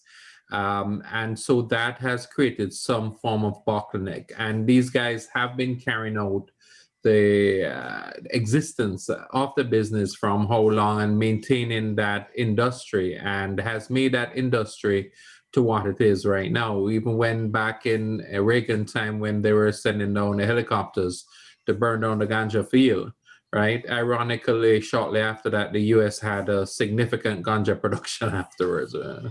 Well, I guess they had some foresight. But anyway, so yeah, so we haven't really seen from a so that I think that there has been a significant bottleneck where that is concerned. Up to now, they're still trying to sort that out. However, Just this week, I think this present government they're trying to introduce some insurance for crops, so which is good, and which will definitely help the market. I know that they had introduced also pension programs, so which is looking at the other side of farming and to ensure that farmers have necessary putting aside resources, retirement funds, which has also been essential, and things that weren't being done. And Billy kind of touched on that in terms of the different educational level that is there. So those are some aspects of the market of farming which weren't being taken care of, and different legislation which were being introduced. I know that there are different stuff which is happening with regards to they're ensuring that there's not a lot of things coming in from outside. Still there, we've heard recently that we're importing guava and different things, different fruit items. So there's definitely a lot more that needs to be done. And certainly, well, I think WTO kind of prevents some barriers with regards to dumping. There's still a significant amount of dumping which is going on, which is making us preventing our farmers from being profitable just because they can't compete in price. So that's always a challenge, and it's always a challenge to stand up to the big boys, so to speak. So certainly from a lobbying perspective, which I know Dr. Claire Nelson does through her organization too, is how can we have more protection? I know in a free economy right now, a free world economy, that's a little bit more challenging, or protection to help our small farmers to grow. But there have been some advances, and still some still need to go a bit further. Excellent, thank you. Thank you, Thank you, Mayor, the Honorable Representative Hazel Rogers, for your question and for your contribution and for leading the way for people to affect public policy through public service in the Southeast United States. Really appreciate you for that. Now I'm going to hand over to Ethlyn, our fearless leader. Ethlyn, you have the floor, and thank you for your grace in allowing me to lead this part of the discussion. Thank you, Cheryl. That was amazing. I have a question here from someone on social media, Peter Edwards. I'm just going to throw it out, and anyone could just pick it up.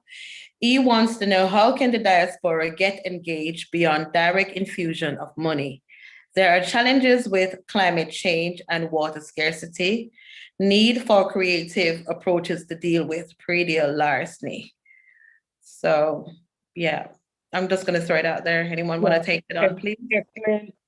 Yeah, I think I could take that one. Please. Right, you know, one of the things COVID did for us was pretty much to create many different opportunities for share and learn. And so even in Jamaica, a lot of what we are doing technically in terms of farmer training and support is done through online modalities. And, you know, at the recent 4-H National Achievement Day, I had judges from all over the world. I had people participating from everywhere and anywhere. So, you know, it's one of the opportunities for people in the diaspora to provide services, technical services through webinars, to participate in a lot of the online training for our farmers.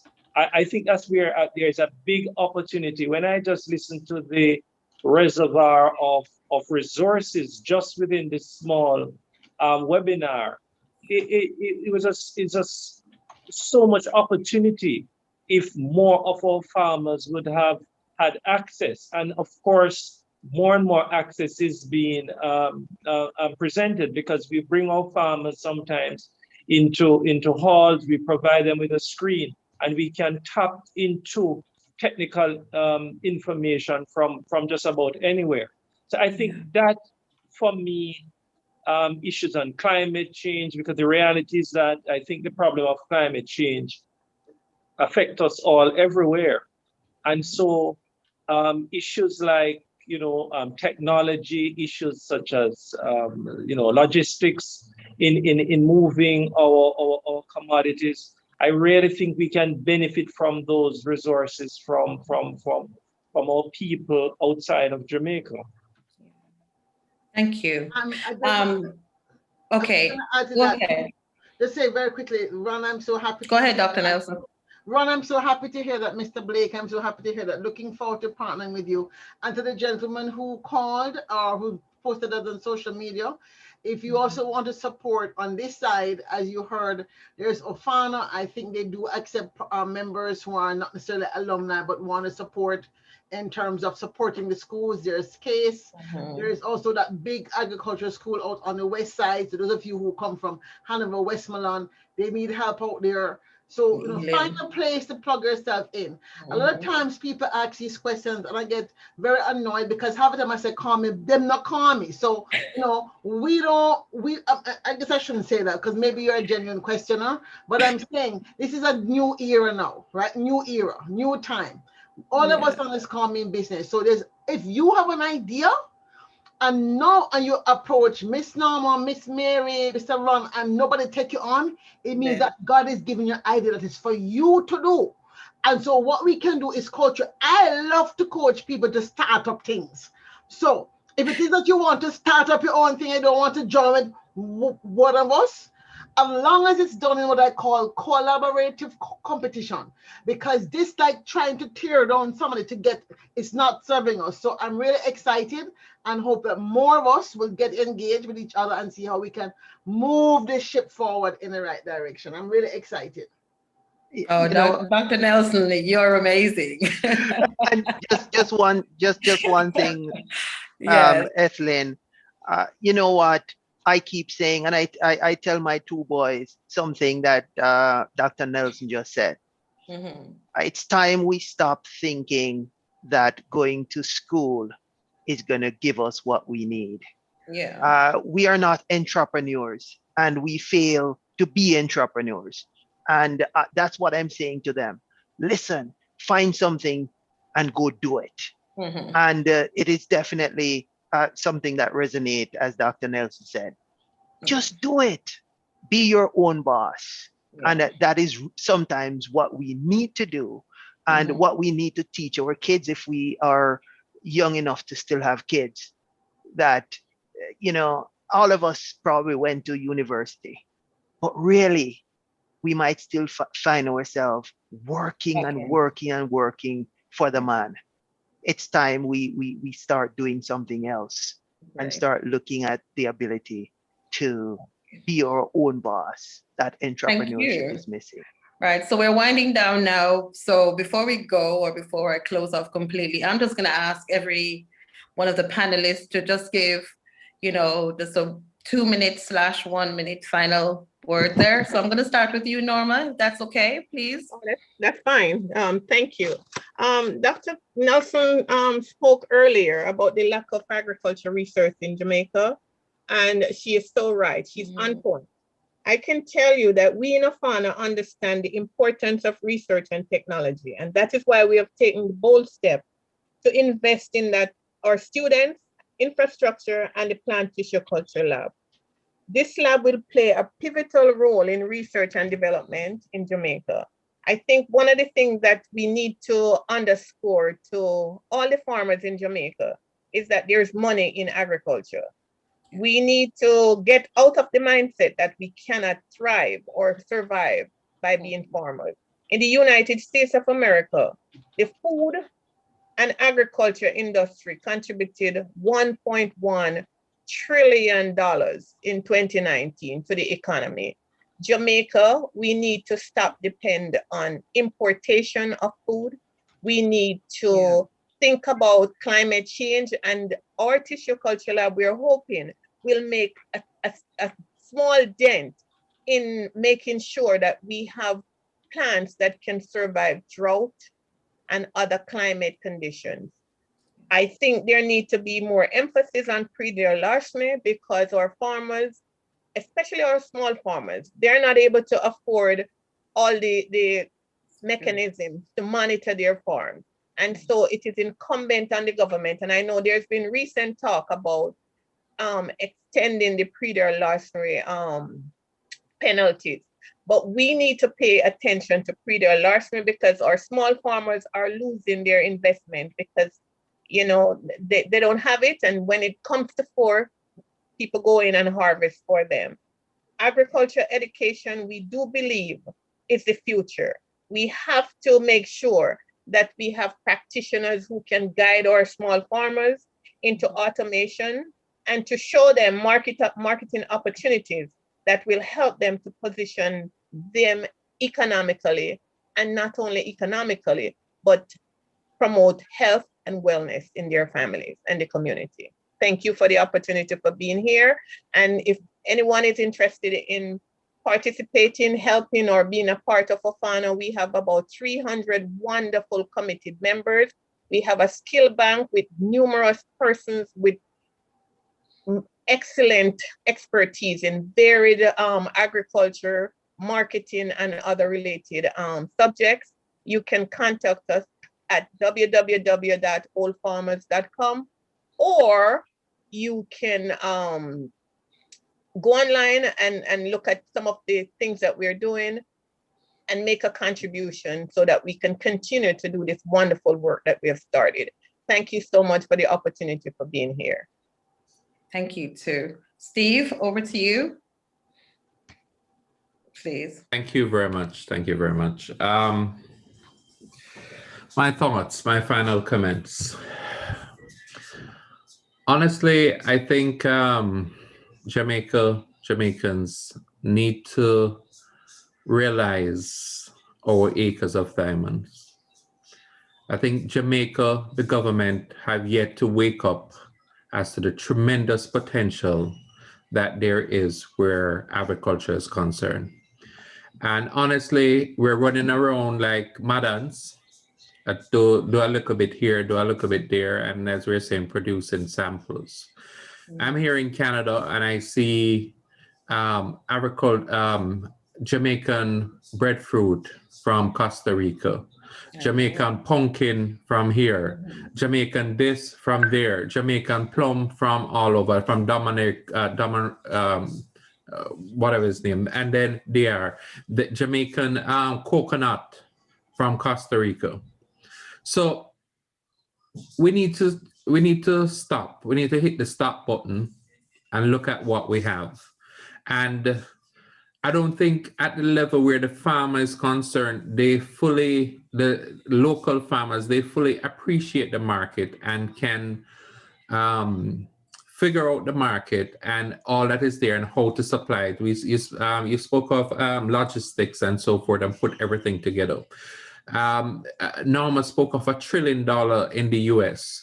I know it's billions of dollars in here. How much of our sweet potato what's the demand like? A farmer in Lennox Vigils don't know. Farmers in Trelawney don't know how much to produce. The other day when Red Stripe started to take cassava, we stopped getting bammies here. When I inquired why, Red Stripe is taking cassava. So nobody understands how much is the demand and the supply.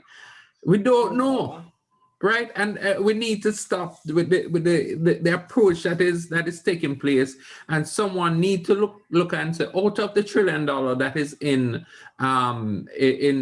the US, how much of that can we realistically get in? What do we need? Where do we need to farm? Set up orchards in areas like we know that St. Thomas produce mangoes. And I spoke of when you supply one area, the other area short. Set up orchards in St. Thomas and do like the new produce that Mary's putting out, where you have these small trees for breadfruit and so forth, and so that they can be easily picked. Billy spoke about the different technologies. We need more Dr. Lecky around. You know that not a lot of people knew that we lost the Scotch bonnet strain. Scotch bonnet, which was produced in Jamaica, we lost the strain, right? So what is happening now is we need to stop. We need to call time out and go back and get the plan, get the foundation, put that in place. There is a tremendous, them say weed is the healing of the nation. Agriculture can lift Jamaica up from all levels, and it's our acres of diamond, and we need to stop, sit down, evaluate the market, not only the local market. I spoke about breadfruit already being used in Nutribun and those different things. How can we ensure that breadfruit flour is a crop substitute, cassava flour is a crop substitute? So those are important. So those are things that we need to look at and take a more comprehensive approach and be more direct in our approach to ensure that we are producing. Right now, we do over there, so we don't have nothing for supply over there. So we need to stop that. And we need to put some sense to what we're doing, take a different approach to what we're doing, because if we don't, we are going to be here the next 10 years having this similar conversation. Every year, there is a shortage of sweet potatoes in the Toronto area because we do not have enough sweet potato to supply, and nobody can figure out yet what the demand is to ensure that we have adequate supply. So if I can say anything, we need to reevaluate what we're doing and take advantages of the market, and because we have a tremendous potential that we're not utilizing. And just let me have a quick plug. The website name is YAADmarket, YAADMARKET.com. Thank you. Thank you, Steve. I love that yard market. Hi, Mary. Will you continue, please? Lord, I don't know what else to say. I So much has been said. What I think is there are a couple of things. You know, Billy is a farmer, but he's also an entrepreneur. And entrepreneurs are hard to come by, and most farmers are not. I think if the diaspora could do anything, it would be to help those farmers or those agro processors to market. I cannot tell you how many labels I make for people who want to do vacuum sealed breadfruit to export it or something. They maybe not have that skill, but you know, I think half the teenagers in America can get on Photoshop and do something better than me. So I think if we could twin, you know, you find a community where somebody's making something and they want to sell it. Let's help them to sell it better. You know, I think of Starbucks coffee. Starbucks don't taste any better than Dunkin' Donuts, but they know how to market better. I think collectively the diaspora could help the person making tamarind ball or breadfruit cookie or sweet potato mix, sweet potato pudding mix, to help them to market. They make good products, but it's that supply chain and that marketing and getting it to the supermarket shelf and selling it. That's what's needed. So I think really that's all I have to say. And I want to give a shout out to Cardi. They are doing amazing webinars. I was on one yesterday and today. It is just, the knowledge is incredible. How many people are listening? It's great knowledge, but are we getting that knowledge out to people? So let us try to get more of the knowledge out to different people, because it's golden. But if it's falling, if it's not getting to the right ears, then it's just wasted. So thank you all. This has been great. I just think you guys are terrific and I appreciate this. Thanks. Bye-bye. Thank you, Mary. I'm going to jump along over to Billy there, please. And then after Billy, you just want to take it out for me, Mr. Blake. Well, I think there's a message or a theme that is resonating, you know, with the marketing of the product, the produce at the end of the day. One of the things I think we in Jamaica may not even realize as I hear you guys speak, but who plans what they plant, when they plant it, and how much of it do they plant? And that's been, from my commodities side, that's always been a challenge, because every year we'll have a demand for sour sop or sweet sop, and nobody really has a time when they plant it. They're not using some of these. I saw, I learned from some Chinese, you know, how they're propagating these same things that we are talking about on large scales to be able to export or to be able to make products within their countries. We need to embrace some of that that technology exchange like what Ofana is doing, but we also need to close that marketing gap, because farmers on the ground don't understand what happens at the end of the line sometimes, and that supply chain and timing of it. You know, I think back to fish was very important, because at the time when we were used to export fish, Air Jamaica didn't understand the timing that was required for us just to be able to keep fish with air at the airport and the length of time it's going to go. Just like my sister said a while ago about when the breadfruits get to a certain place, they're done, they're finished. You know, these are some of the things that we need to educate our farmers. Traditionally, it was done on things like sugar, you know, all of the bigger the industries, all these industries that years ago somebody told me, you know, the ones that flourish are the ones that have a processing plant. You know, how many people know that we plant so much peppers in Jamaica, but you know, most of the pepper sauce that's probably sold everywhere with a Jamaican label on it has Mexican peppers. Well, that's another thing. When Steve said we lost the strain, I remember sitting in a seminar many years ago, and the guy was telling us basically they have the Scotch bonnet strain in Florida, you know, and they own this thing. We no longer have that genetic, and I'm like I say, that's what I've been doing over the. This is something that it's a personal project. You know, and we need to protect some of our seeds, you know, some of these old things, you know, some of the old bugger lime, you know, we need to look at how we can try and change, you know, the vision of it. Just like Jamaica was the leader. Jamaica was I mean, Borders might have been the leader or the champion, but Jamaica used to be the testing ground for commercial varieties of things that went out into other islands. Barbados, I know, did sugar, testing different varieties of cane. But we need to look at it like that as well. We need to look at all of those things. How can we get, you know, things exported to those people in the diaspora, especially because that's where we're going. I mean, we need the export. We know that. We don't have enough in our market just to sustain us. And there's a big demand. How can we tap into that demand? And I think that's something that we really need to work on. We can grow many things, but we need to make those pieces come together. And I give thanks again to all of you who are putting. I mean, I'm glad that I met Mclaughlin tonight, Mary, because I've been looking for you trees that feed for a little while too, because it's my other green side is I plant, and I said let us plant rather than we just planting pine. Let us plant something that at least grows that people can harvest when they get hungry. One of the things that I'm sure you and those in the diaspora may appreciate, you know, Jamaica, we say is the one place you can't really go hungry.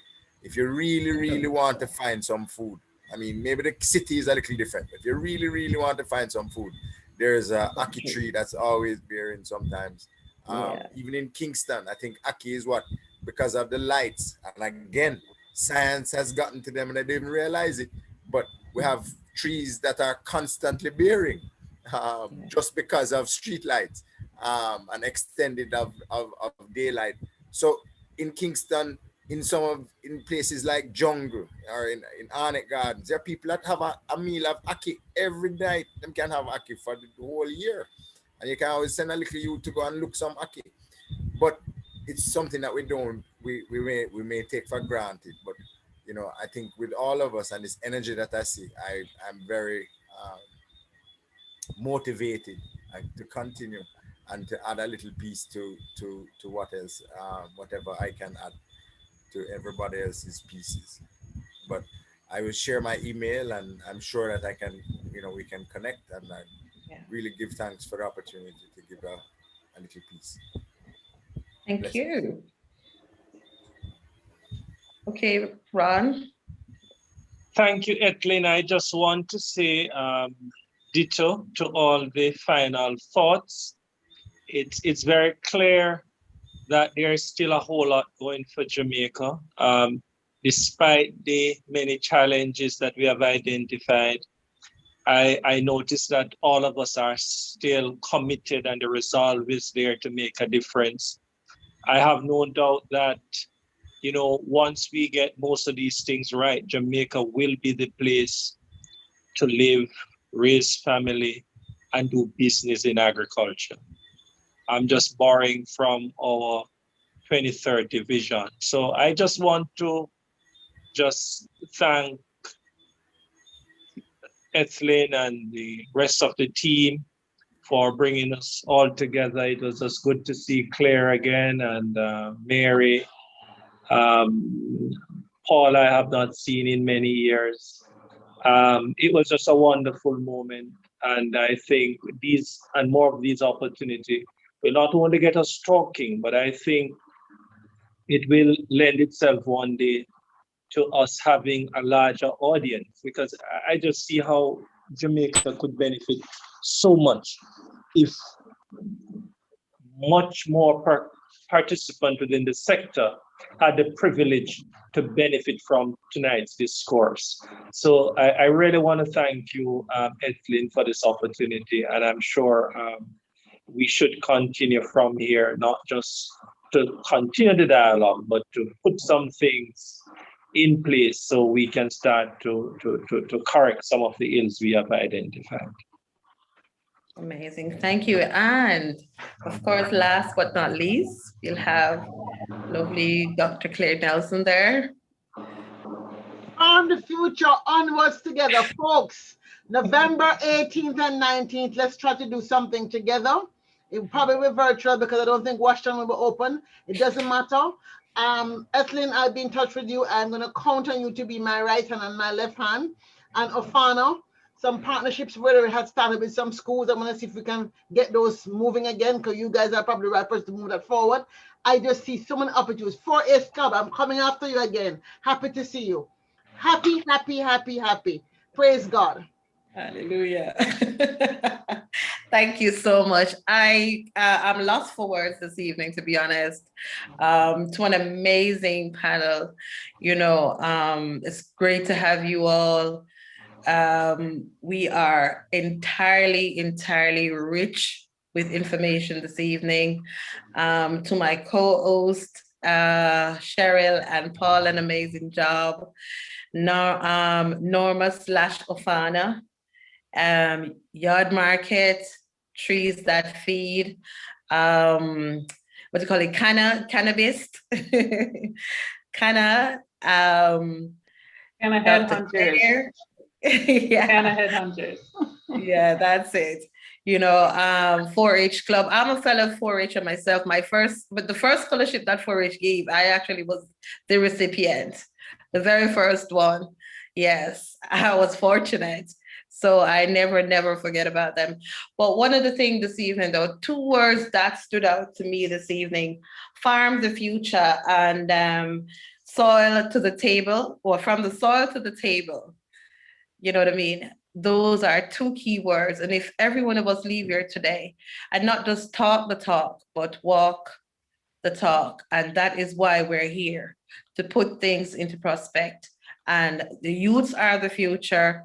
And we hope, you know, through Ofana and 4-H Club and all the players here this evening, we will get the youths motivated and continue the farming/agricultural industry, because agriculture is everything. It's all around us. We cannot live without it. We cannot do without it. Once again, thanks to everyone. We'll keep the conversation going. And of course, we will meet here again at some stage. Thank you all. And, have a great and day. If you want to come to our next meeting, Ethelyn will give you the information, the email address, so you can join us, because our meetings are open. Everyone can join our agricultural task force. So Ethelyn, if you can tell people how to sign up to come to our next meeting. Yeah, it's you have their email address right there on the platform there. So and for the people on YouTube, yeah, and the who don't easiest way see to the get chat, through to us is through JDTAN. Yeah, because we are a subgroup of JDTAN, and the address is there. The email address is right there through the chat. So again, Ethelyn, some people in YouTube can't see the chat. Sorry, so you have to read it out for the YouTubers. Okay. Kimon, you put that out through us for me, please. Thank you. Yeah. Yes, it's pinned on. So, yeah, it's there. Thank you very much. So have a great evening, everyone. Thank you. And I know I'll definitely see all of you again, and we'll have more conversation. Okay, bye. Have a great evening.